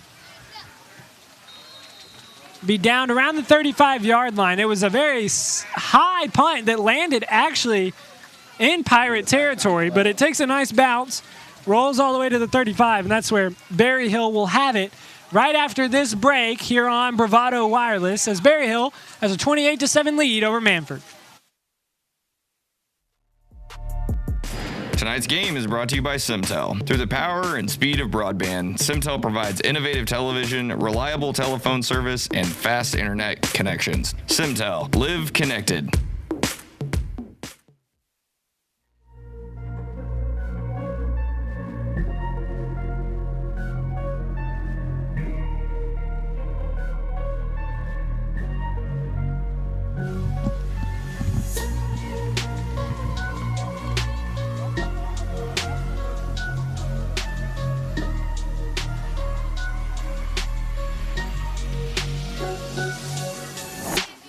Welcome back to the Bravado game of the week. We are in Tulsa, Oklahoma, as the Berryhill Chiefs taking on the Mannford Pirates. And Berryhill has been in control of this one ever since the second quarter came around. They lead 28-7. The Stripes on the field are huddling as they're trying to work out. They've had a less than stellar last few downs, but it's week 1 for everybody, Dion. I'll say. Quarterback Jake Miller back in the gun for Berryhill, and he's done a great job of just getting it to his weapons. As he looks to get it to one of them, he steps up in the pocket, but is going to be brought down that time by, looks like, the linebacker. Dalton Haynes brings him down, and a positive play for the Pirates. Yeah, and check out the replay right here. It's just a situation where it's a down block by the offensive line, and the defensive end is able to get upfield and get the quarterback. Looks like you jinxed him. I definitely did once you start talking about him. And that was a good job by Mannford, though. to not let him get it to his athletes. What's up? Burke cuts back to the opposite side of the field, and there's nobody home. Burke at the 50. Breaks a tackle, goes out to the 45. He'll be brought down from behind, right around the 43-yard line. And that is a slippery runner right there, doing a good job of cutting back, following some of his blockers, and still refusing to go down. And Burke was supposed to go to the right, put his right foot in the ground, and if you can reverse your field like that in some of these high school football games, a lot of people will go with the play to the right side, and all of a sudden if you reverse your field, there's nobody over there. And if you can get out there, then you got some green grass to run on. We do have an injured player on the field for Mannford. Looks like Remington Payne is down.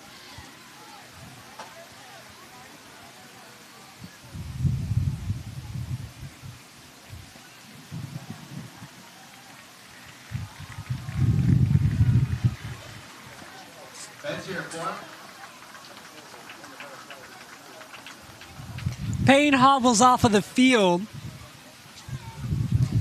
So it looks like the Mannford coaching staff, and including head coach Richard Tuberville, are having some words with our officiating staff.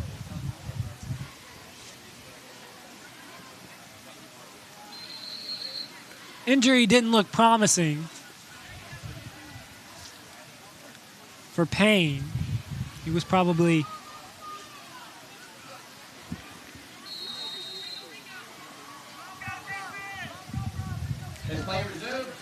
Play resumes, 28-7 the score, clock running, 8:10 left to go.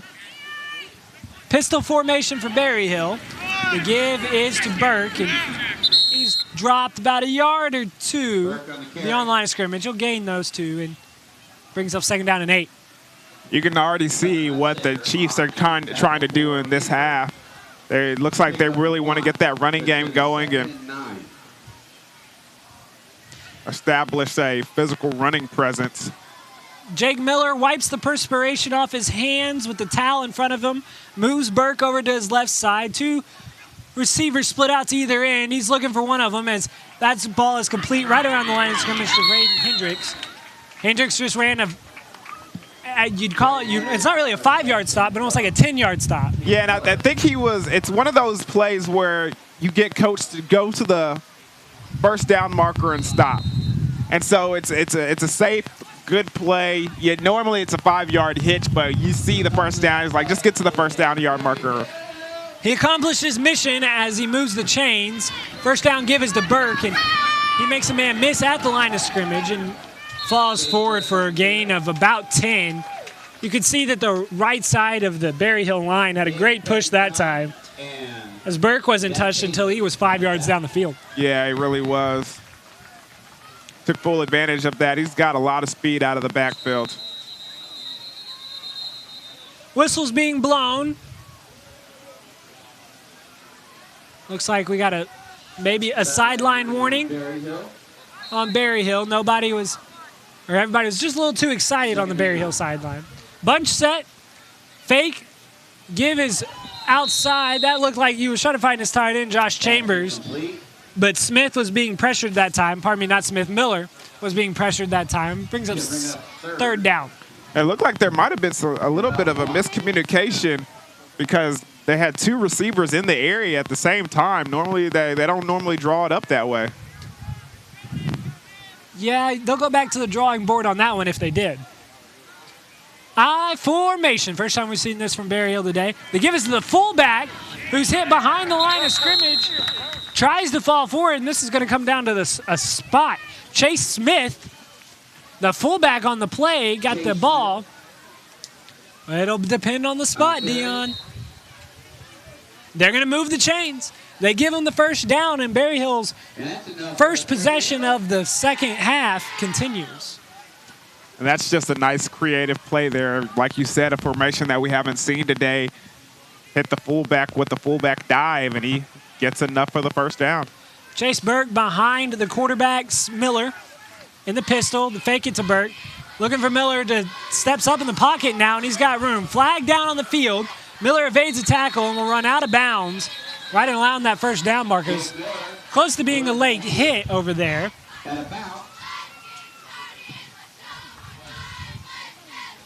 Flag drops in the backfield, though. Yeah, and it looks like it's going to be a holding on number 58 right there. If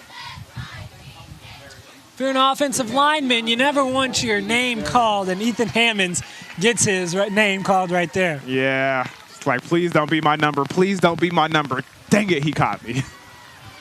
You can't hide. You know, most of the time, even if they don't catch it, the guys on the field in the stripes don't catch it, and your coach catches it in the film room. Exactly. But that time when everybody catches it, then everybody gets to see. They get to announce your name over the loudspeaker, and that's the one your mama isn't proud of. Yeah. That's not the one where you go, that's my baby. Brings up first down and 20. Berryhill's shown, though, that they can execute as they throw a deep ball this time, and execute they do. Touchdown, Berryhill. Dawson James on the outside just beat the cornerback for Mannford, Hunter Leonard. And Leonard, I mean, tries to stay with him, but James just runs right by him. Yeah, and right there, just an excellent route by Dawson, able to, you know, beat the cornerback from the jump. Not excellent, not great technique from the cornerback position right there, trying to decide which way he wanted to turn mid-route. And by that time, Dawson's running right by him, but he does a good job of making the quarterback right and running right under the ball. Chandler Ragland on to kick the extra point. Snap is bad, but the kick is good. And a 28-point lead for Berryhill over Mannford. Scoring now 35-7. We got a flag on the play afterwards. It looked like the official pointed at Berryhill's Dimitri Apostol. Be an unsportsmanlike conduct, and that'll cause head coach Pat Harper to go out and talk to the officials. Yeah, and it seems like the referees are really trying to get a hold of this game, because they've had to talk to a number of players after the play. As Remington Payne, you see there on your screen, comes up with his first touchdown of the year.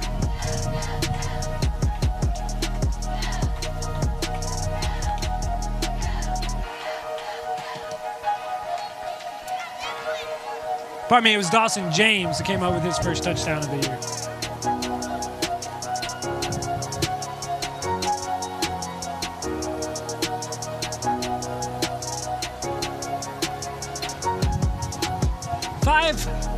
.23 left in the third quarter.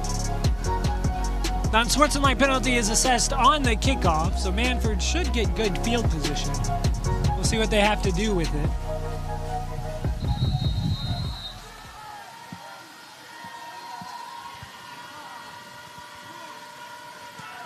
The kick goes end over end, taken at the 30 as it's dropped, and then picked up by Remington Payne. Payne rumbles and tumbles, bounces off of his head around the 50-yard line. That's where the Pirates will take over. 35-7 the score. Clock's still running.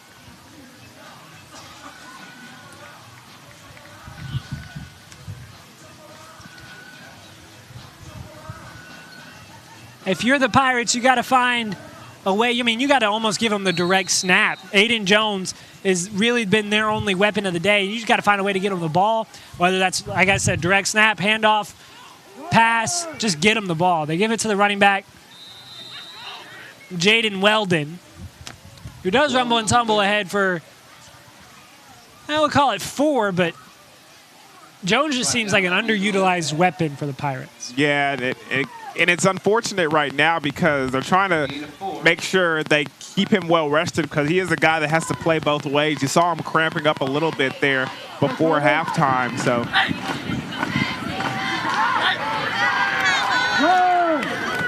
give that time to Weldon. He stopped at the line of scrimmage. Good job that time by the defensive line of Berryhill. No hole open there for Jaden Weldon. Yeah, and it's just tough sledding right there between the tackles, man. Weldon trying to do everything he can do, but finding no holes, trying to tough it out. If we sound like a broken record, well, it's because we are. I'm not broken. Mannford is just Mannford is trying to run the ball up the middle with Weldon, and it's just hasn't been that successful. Yeah, this defensive line has held steady for Berryhill throughout the contest. They have a man in the slot that's basically going uncovered. They do give it to Weldon out of the backfield. Flag down on the play right around the quarterback. Helmet comes off near that quarterback as Weldon gets brought down. Chase Smith for Berryhill, his helmet comes off. He'll have to exit the field. And it'll be a personal foul against Mannford. They point in the Pirates' direction. Make that personal foul, Mannford. Chase Smith is coming off the field having a talk with his head coach, Pat Harper, about what just happened. And I think we would all like to know. Ball moved back to, we'll call it a timeout by the refs. The 38-yard line. And this is an official's timeout, and I'm sure this is the official going over to talk to the head coach for Mannford, Richard Tuberville, to explain what just happened. You know, high school would be kind of neat if we could get a mic. Neat would be a great word. Cost effective, not so much. Yeah, I think they got more important things to spend their money on. Right? They don't want to help us out here at the Bravado crew? We could ask. Yeah. Give that time to Weldon. He finds it tough sledding as he brought down gain of about 3.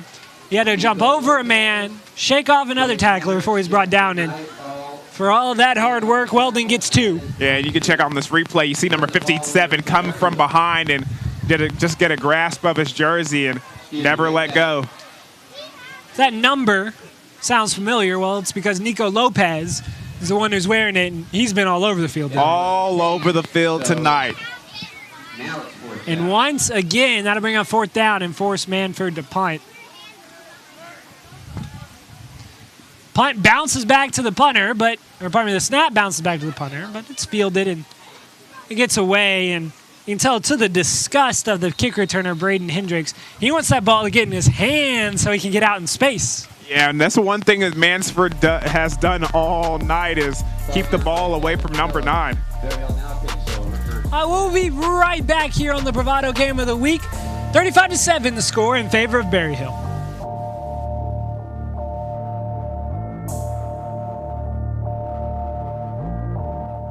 Tonight's game is brought to you by Simtel. Through the power and speed of broadband, Simtel provides innovative television, reliable telephone service, and fast internet connections. Simtel. Live connected.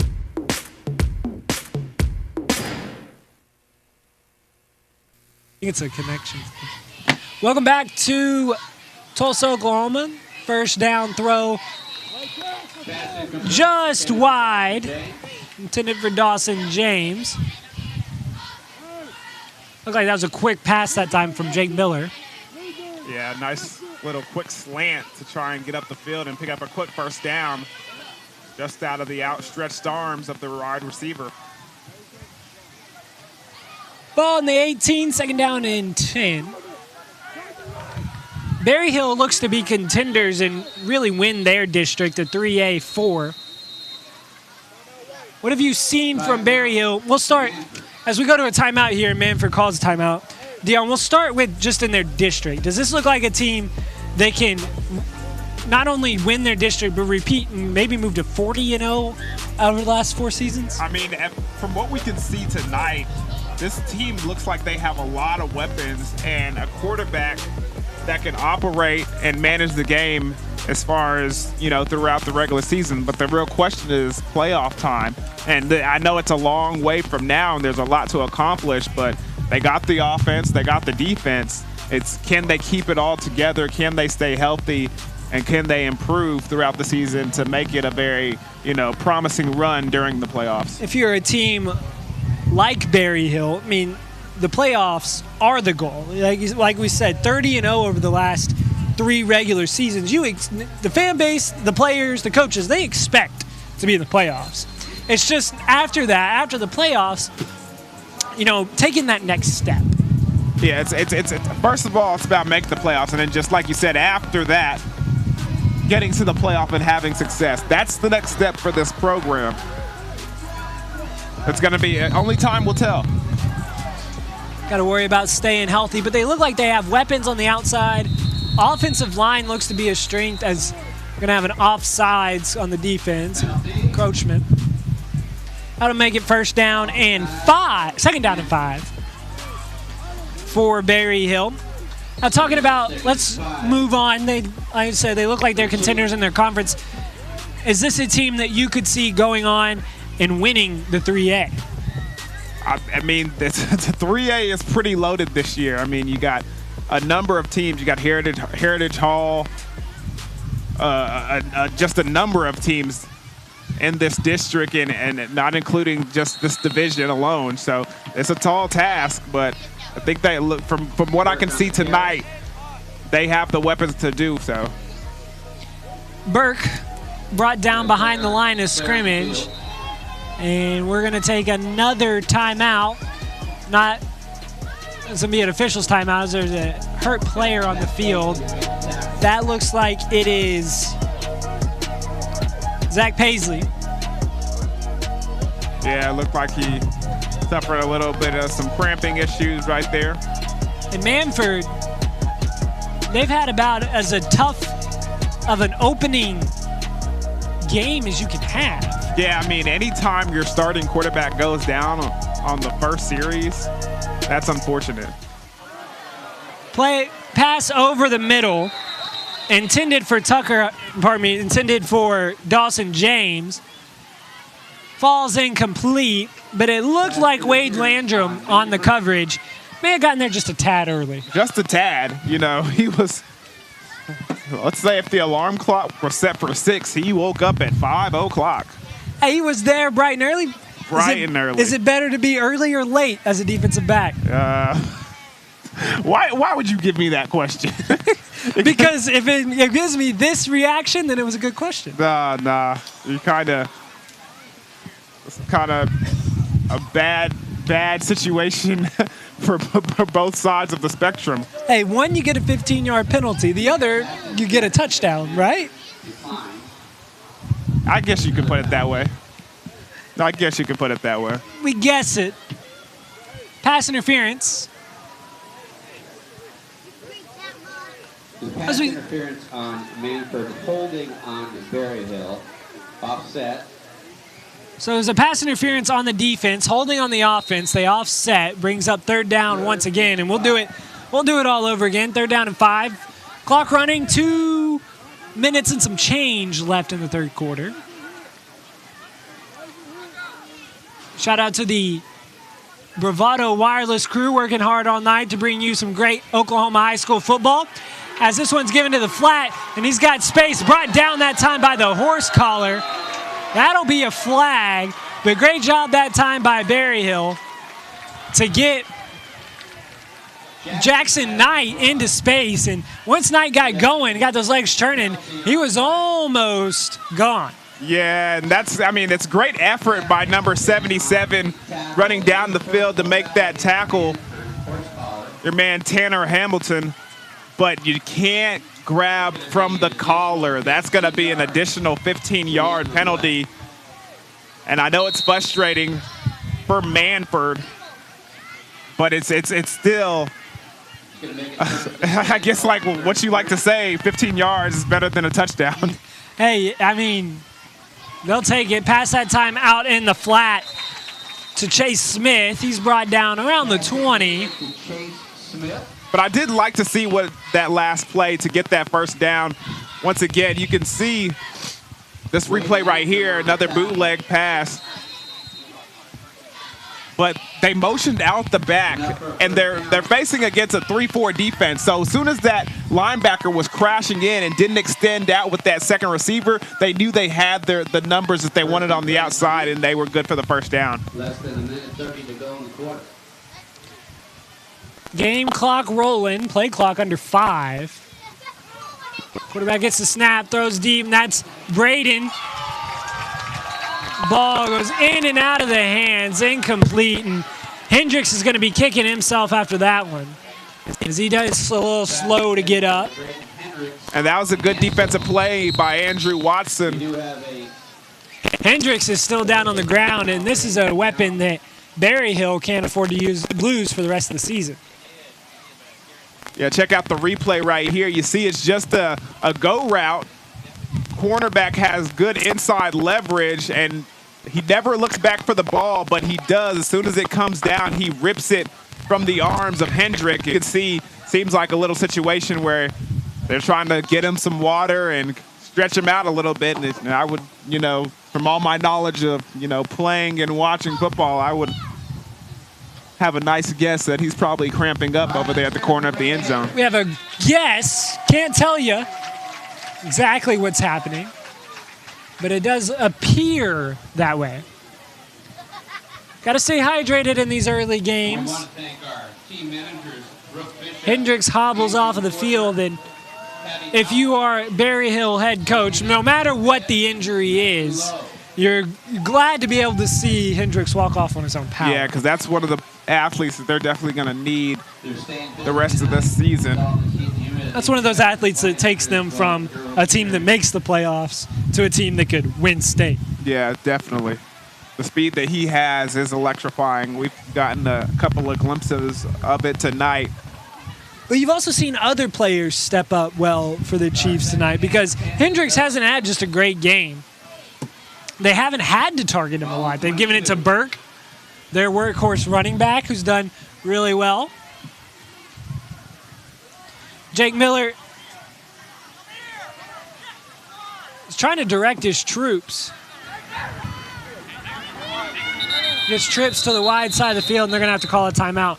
Miller was not happy. He was trying to motion for his slot wide receiver, Jackson Knight, to come over.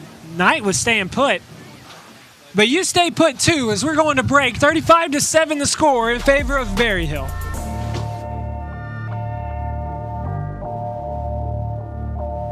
You are called to be bold. You have a right to the best wireless service, high-speed internet, and customer service at a price you can feel good about. At Bravado Wireless, we know this, and that's why we put you and your community first. We are owned and operated right here in Eastern Oklahoma. We live where you live. We proudly connect you to your family, friends, and business partners wherever they are. Dallas, Seattle, Taipei, Toronto, and anywhere else in the world. We are Bravado Wireless. We believe in the power of connection.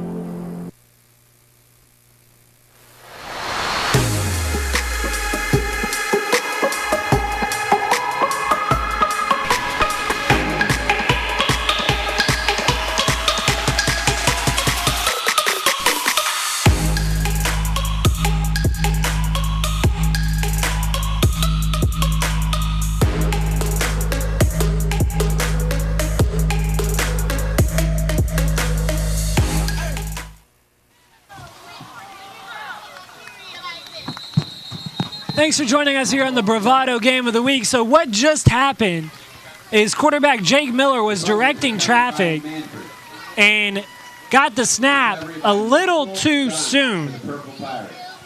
Looked like the center on the play just snaps the ball before Miller is really ready. The center is Nico Lopez, who we've called his name quite a bit. On the defensive side of the ball. Third quarter, minute 5 left in the third quarter.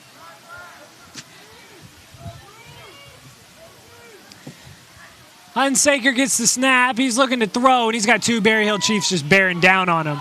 They can't complete the tackle that time. Hunsaker just falls down. Well, they'll credit the tackle that time to Ethan Stites, who gets in on the tackle. But, I mean, Hunsaker ran 20 yards to lose 15. Yeah, and he's had a rough go of it tonight, and seems like the turf monster just came up right there and pulled them down. Mercilessly, he falls to the ground, and we got another injured player.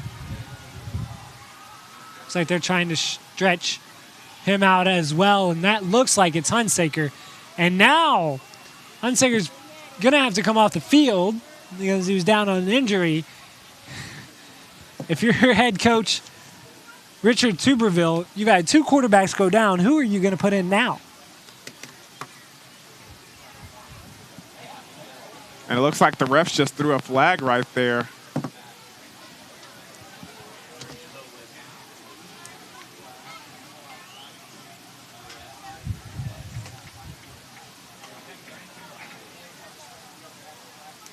It's going to be a penalty against Mannford.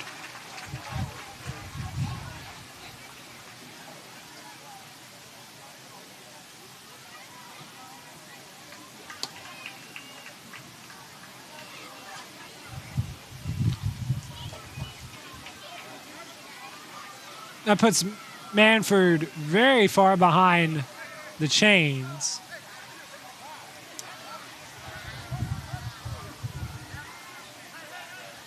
Yeah, it's an unsportsmanlike conduct penalty on number 56, and it looks like he's been dismissed from the game. I can't imagine what he said to the refs during that injury timeout, but it couldn't have been good. Clock rolling, under a minute to go, and it looks like Wade Landrum will be the quarterback. They just give it up the middle to the running back, Jaden Weldon. And gotta believe you're the Pirates. I mean, you just kind of want to pack up shop and head back home to Mannford. Yeah, just try to get out of this without any more injuries. Yeah, it's been a rough one since the first quarter for them. Mannford, a team picked 4th in the preseason out of 7 teams in their conference. They play in the 3A District 1. Give once again to Weldon. Rumbles and tumbles, and Weldon's a very durable back. Will be a nice weapon to look out for the rest of the season as the 3rd quarter comes to an end. And this one's all but wrapped up by Berryhill as they lead 35-7 here in Tulsa, Oklahoma.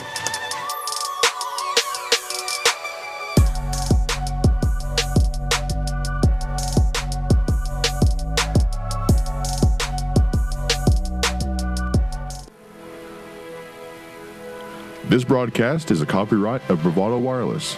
This game and broadcast should not be reproduced, rebroadcast, or otherwise distributed without the express written consent of Bravado Wireless and its management.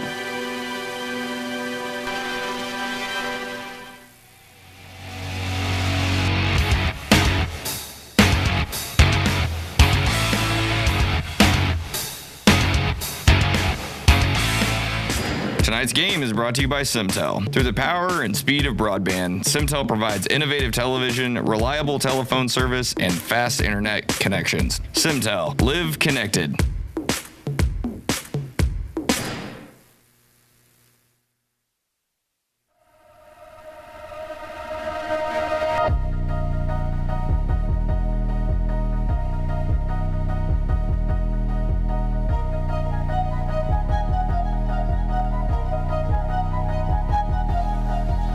It's 35-7 the score in favor of Berryhill.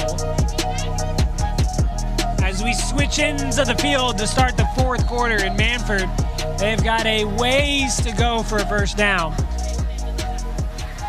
And they're going to elect to punt on 4th down and what we'd call about 20. They've had one blocked in return for a touchdown. That one does get away. And we see a new return man that time for Berryhill. Tanner Alexander was back deep. And I think that should tell you, just about everything is Braden Hendricks probably won't touch the field again. And we get to see some other guys for both teams get into the game. Yeah, you can see some of the backups and other players on the depth chart coming out to touch the field and try to run some plays here, get some experience. I have to say this game for Mannford has been rough, but really nothing like they experienced over the offseason.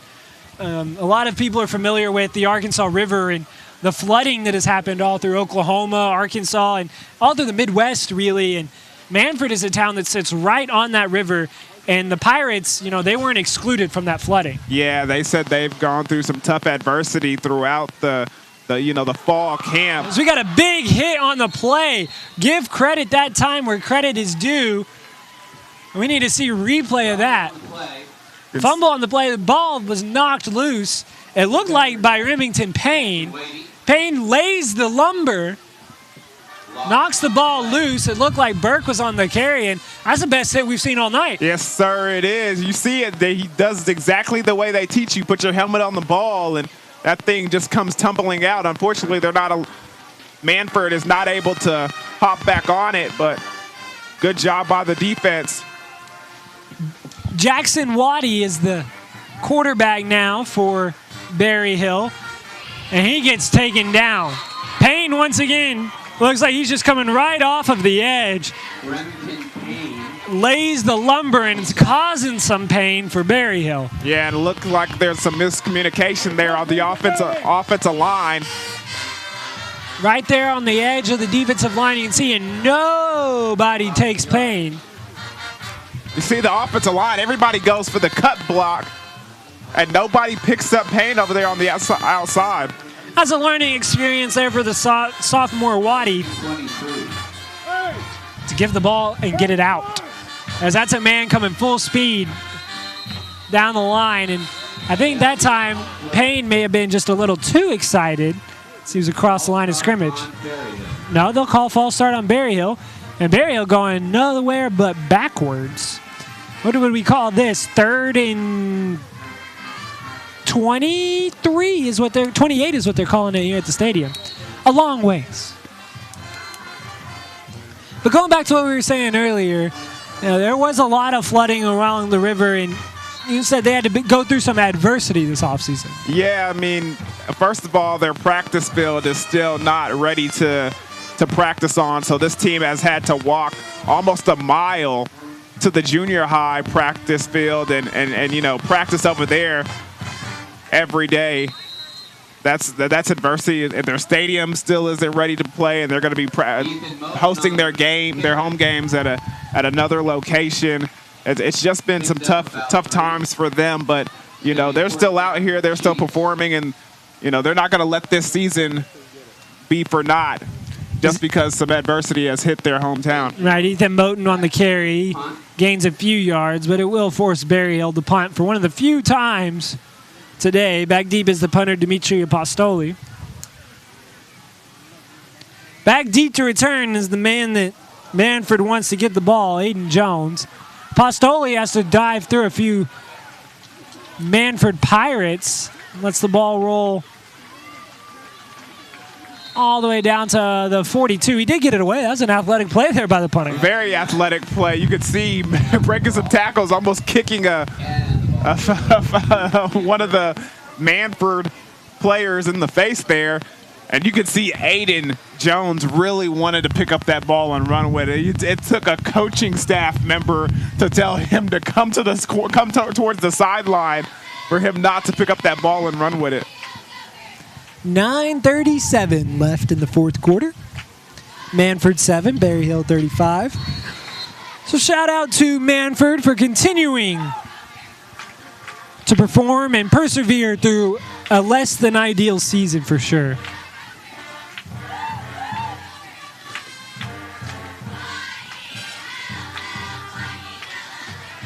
It's been a less than ideal game as well for the Pirates. They will bring back in their backup quarterback, Tucker Hunsaker. Hunsaker comes in, and the penalty flags come down. To delay a game on Mannford. Delay of game on the Pirates. 9:42 left in the game, 35-7. I would say this would be a good time for Mannford to put some other people in the game that maybe haven't gotten to the experience, but there's just not a lot of people on their sideline. Yeah, and at this point, with the quarterback in the game, he's going to need all the reps that he can get.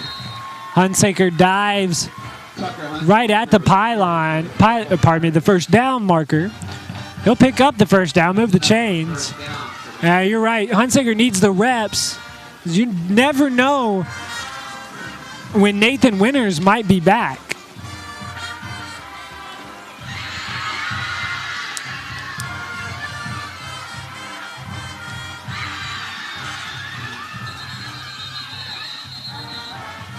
Flag on the play, false start, and the Pirates are going backwards. And that is one thing, no matter what the score is, Dion, you don't want to see is penalties. That's something that you can clean up. Yeah, because you have to be aware of the situation.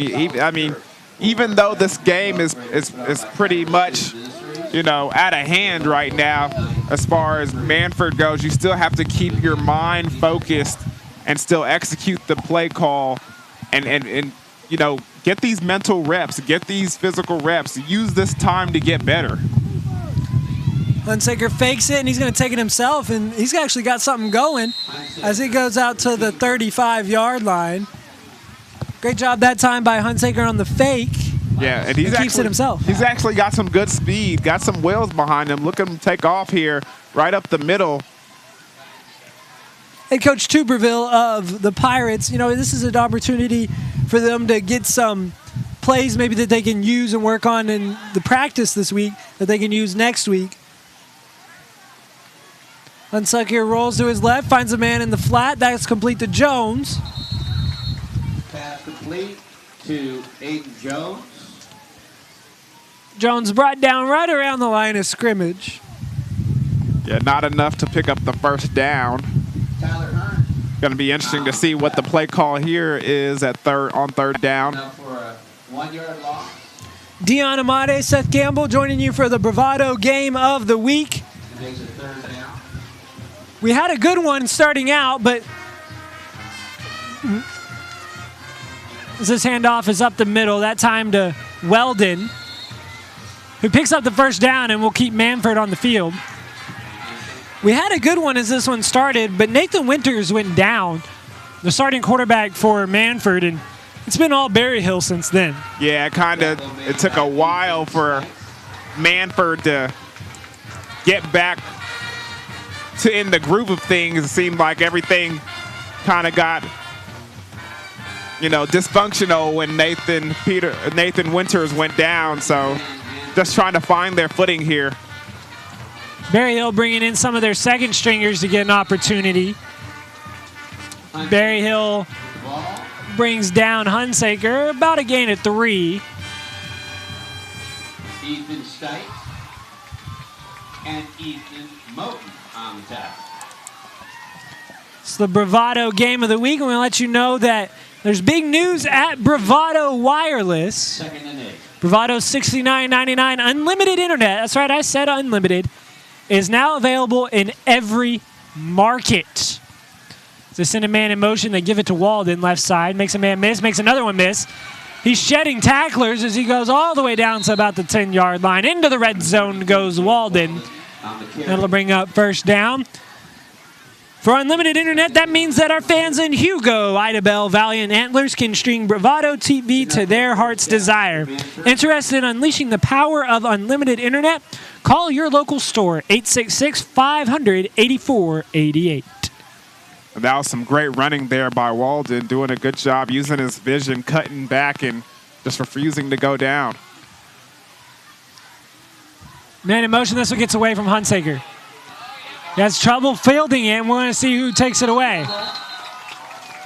A point recovered by Berryhill, and a promising drive turns sour for the Pirates. Yeah, and that one's just unfortunate. As you can see, the ball gets snapped over his head. He's unable to get on top of it.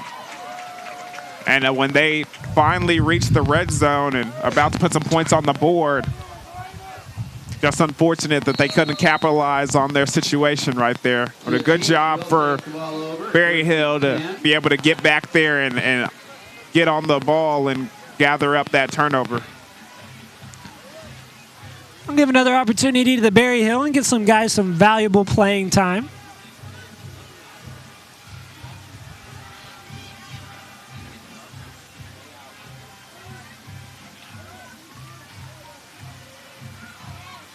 Give that time up the middle.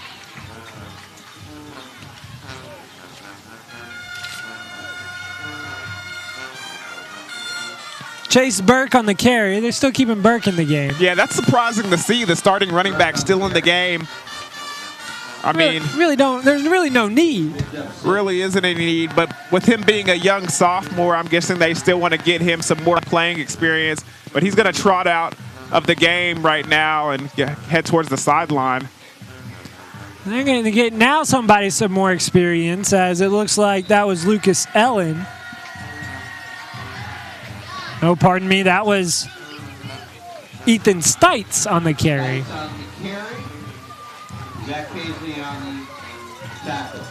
Clock about 5 minutes and rolling. In the announcers group that there are 5 Berryhill burgers left.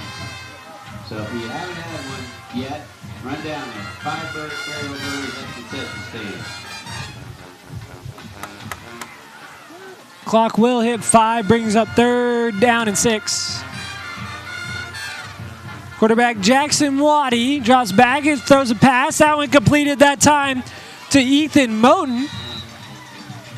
Moten's brought down right around the 1st down marker, but it's kind of, I want to see a little bit of an inexperience there. Just kind of dances a little bit, Dion, instead of just getting that 1st down. Goes backwards a little bit. Yeah. Well, not that it matters, though, as they do give him the 1st down. All right, we'll do with that, Joe.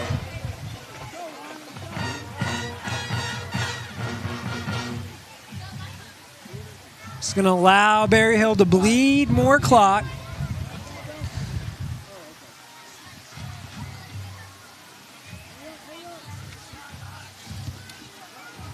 Give that time up the middle. Shedding one tackler is Ethan Stites.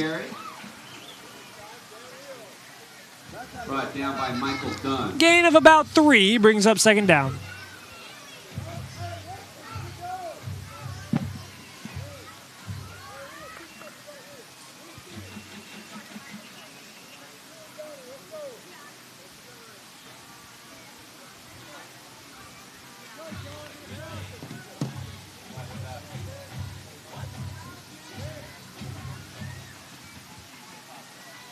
They're bleeding this clock all the way down. Jackson Waddy's just staring at it. There is a play clock on both sides. I don't know why he's turning his shoulder to look at the one behind him. Good job that time by the running back, Ethan Stites, to just lower his shoulder and go straight ahead. Stites on play. Yeah, I don't know why he was looking back there at that play clock as well. I mean, there's one right in front of him. Yeah. Hey, maybe it's a vision thing. Of course, you know, you don't want your quarterback to have a vision problem. Nah, I prefer my quarterbacks to have 20/20 vision. I don't know. When you're on defense, though, you probably didn't. Have 20/20 vision? No, I prefer quarterbacks to have 20/20 vision. I mean, if you lucked out and didn't know that, but I don't think they put that on the scouting report. So. Wait, at Oklahoma State, they didn't put that on the scouting report? No, it wasn't Sooner quarterback non-20/20 vision player. I'd give him an eye exam. Give once again to Stites, who rumbles and tumbles for a 1st down, and that might allow Berryhill to almost bleed this one out. I need to get better detailed scouting reports there at Oklahoma State. You want his medical report as well with the scouting report? I think HIPAA might have a problem with that one. In the 21st century, if you don't have 20/20 vision and you're not playing with contacts, I just don't think you want it that bad. You just don't want it that bad. I played with contacts. Made a world of difference. Could play with those Brandon Burlsworth glasses. The big, thick-rimmed ones. I saw that special on him on college football. Yeah, College Game Day did a special on the former Razorback walk-on. Sad story.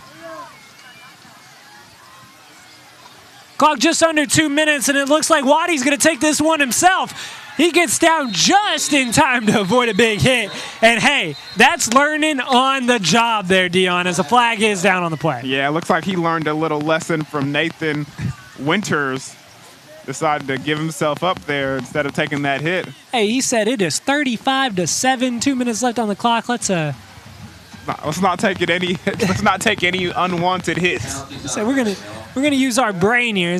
Hey, and it wouldn't have mattered anyway. There was a penalty on Berryhill that'll back him up. So he would have been taking hits for nothing. It's learning on the job for the sophomore. He gets some valuable experience. Holding on Chiefs. Down roll in replay. Let's take a look at the replay brought to you by Bravado Wireless. Yeah, it looked like a broken play right there. Running back went the wrong direction. As soon as he saw that he wasn't there, he was like, I guess I'm going to have to do this one on my own. All right, well, I guess this one's going to call my own number. Play clock rolling. So is the game clock. Play clock under 2. They pitch out wide. Makes one man miss, as that is Micah Stevenson. Micah Stevenson making multiple men miss. He's shifty in there.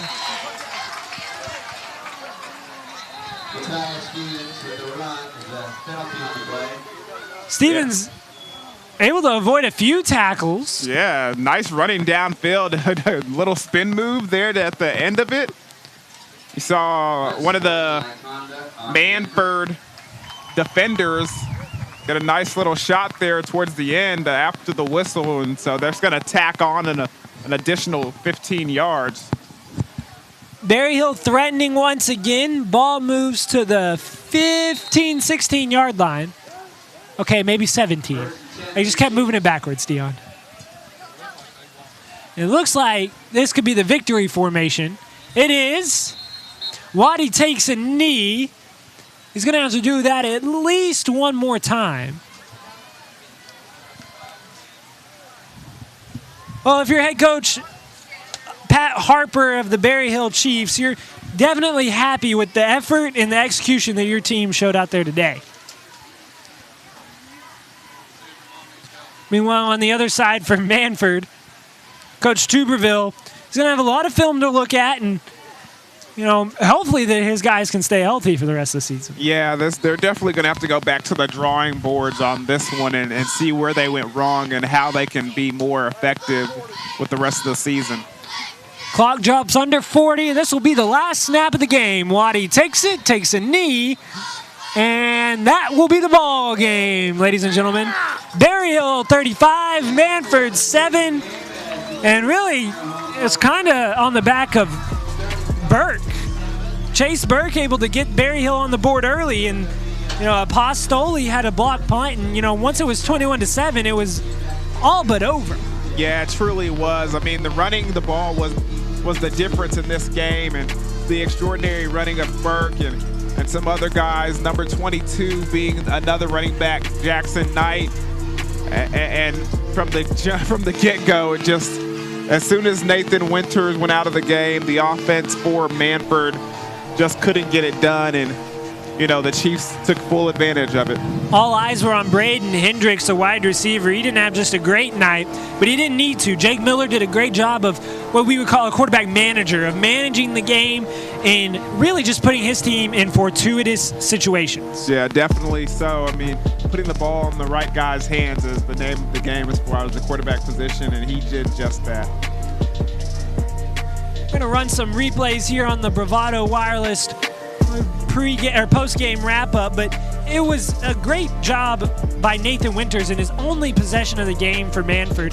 He really answered as we look at some second-half replays, and Aiden Jones showing off the hands there by catching that one. Yeah, he just snagged that pitch that was behind him out of the air and decided it helps get some good yards and gets upfield. But you see Burke right here in one of his long runs from the evening, doing a good job of cutting it towards the other side of the field and getting upfield and getting a big chunk of yards. One of the few times right there that Miller went to the air. It was a pass complete to Hendricks. I just didn't need to. You saw, as you're going to see, Miller manage the game once again and get out of bounds this time. You saw Berryhill just be a team that not only wants to win, but expects to win by playing like one. Yeah, and they played with confidence all night. You just saw that touchdown pass right there to number 5 for the Chiefs, Dawson James.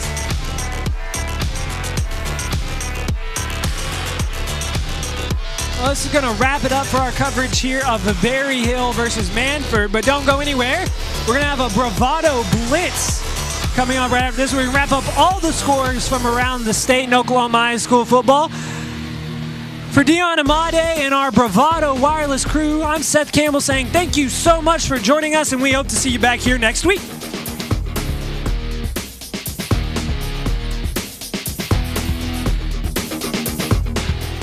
Tonight's game is brought to you by Simtel. Through the power and speed of broadband, Simtel provides innovative television, reliable telephone service, and fast internet connections. Simtel. Live connected.